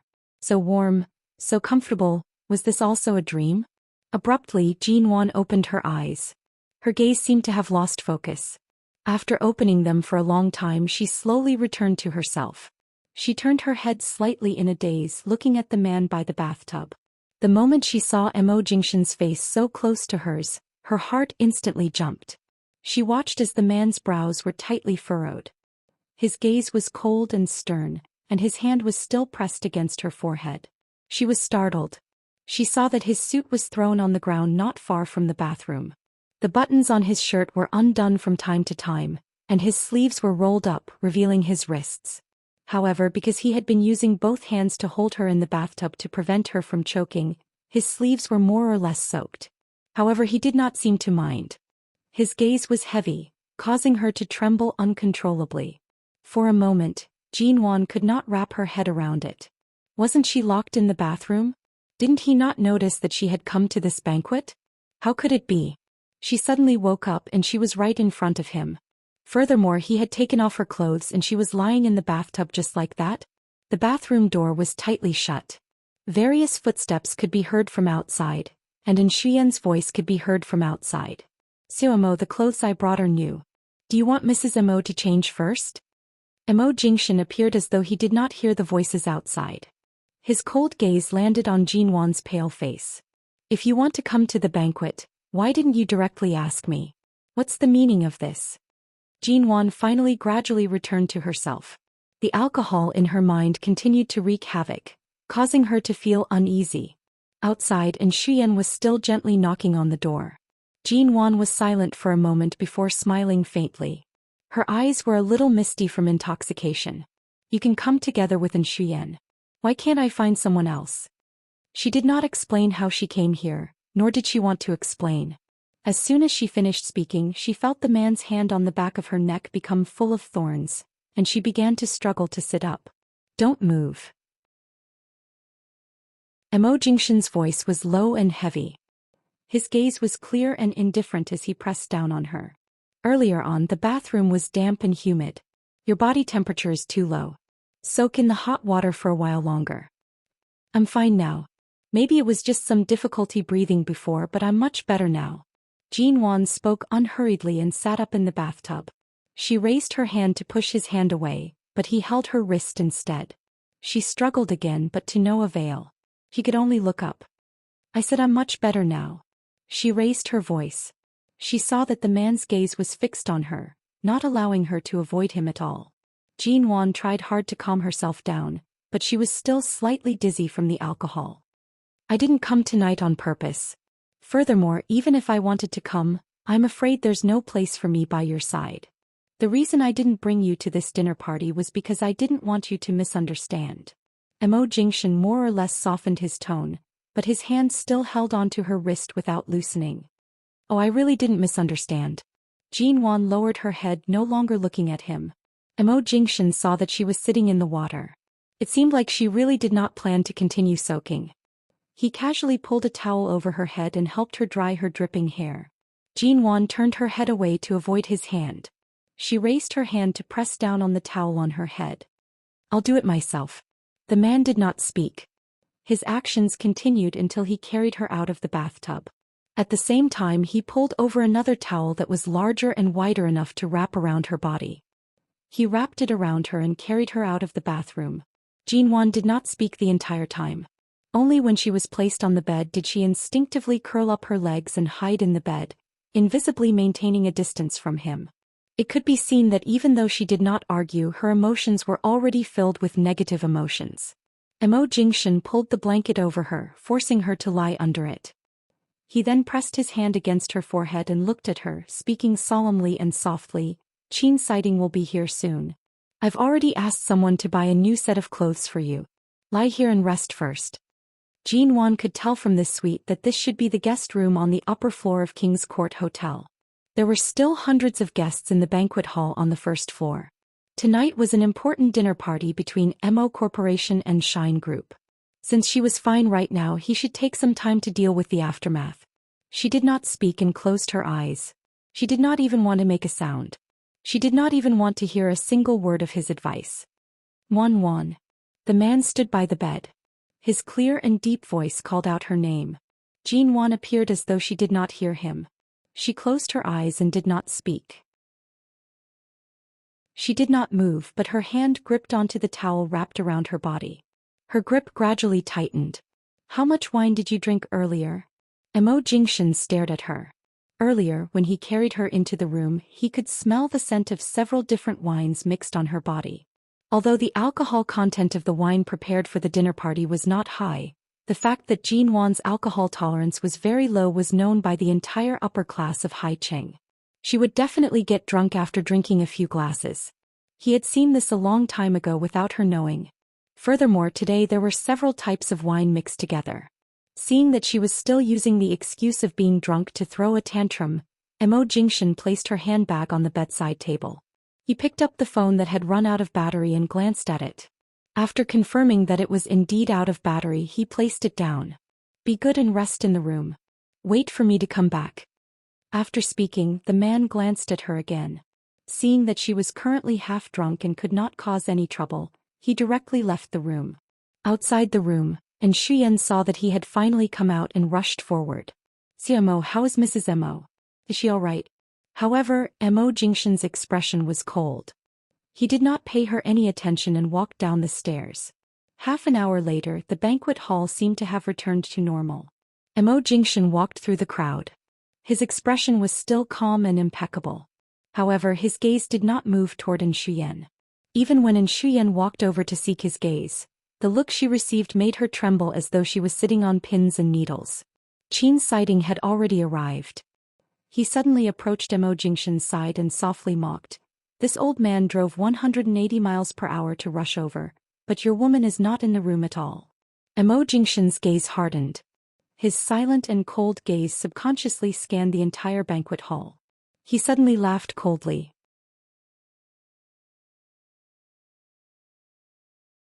Chapter 103. In the room, the towel was tossed onto the bed. Jean Wan's cell phone and other items remained untouched on the bedside table. The room service staff explained by the side. Earlier on, I only brought the clothes I bought for Mrs. Mo and then went to clean the other rooms. I didn't notice the commotion here. Qin Sighting crossed his arms and leaned against the door.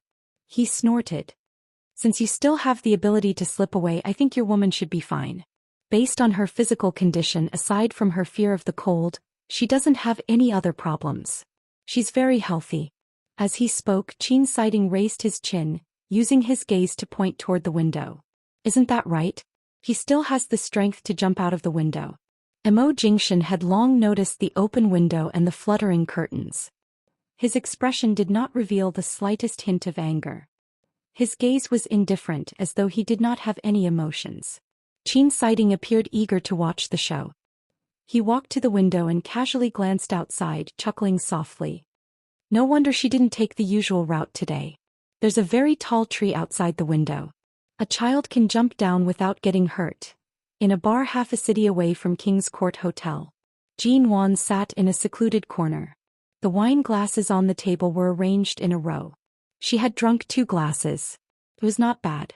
She raised her hand to rub her nose, expressionlessly reaching for another glass. This was a leisure bar, a type of bar. Most of the customers were refined people who listened to music and drank. It was not as messy as ordinary bars. Not far away, there was only a young man hugging a guitar and singing a sad ballad. The more he sang, the sadder he became. The more he sang, the lower his voice became. Jean Wan, who had been trying hard to calm down, was stirred up bit by bit. She couldn't help clenching the wine glass tighter and tighter. She had run out of the hotel to calm herself down. Otherwise, she was afraid that she would not be able to control her emotions. She really wanted to grab Mo Jingshan's collar and interrogate him. In her previous life, after their divorce, did he spend every day with Shuyan when he went to America? That 10 years of his life that she could not even touch.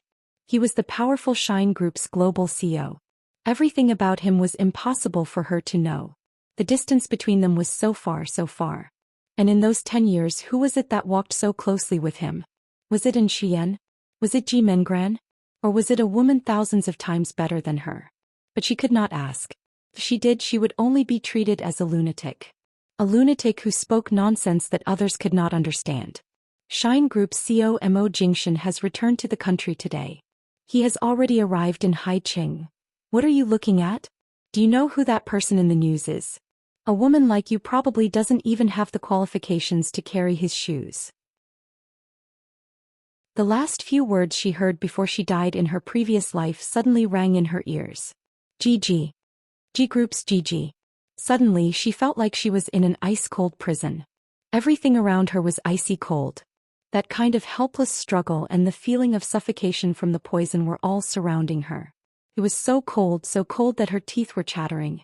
Not far away there were 2 men who were listening to music and drinking. They were dressed like elite white-collar workers of the upper class. They noticed the sound of a bottle falling to the ground in the corner. The 2 men looked back and saw a slender and fair woman hugging her knees and curling up on the sofa. Her face was buried in her knees, and her body was trembling imperceptibly as if she was very cold. "Miss, are you all right?" The 2 men walked over, asking in concern.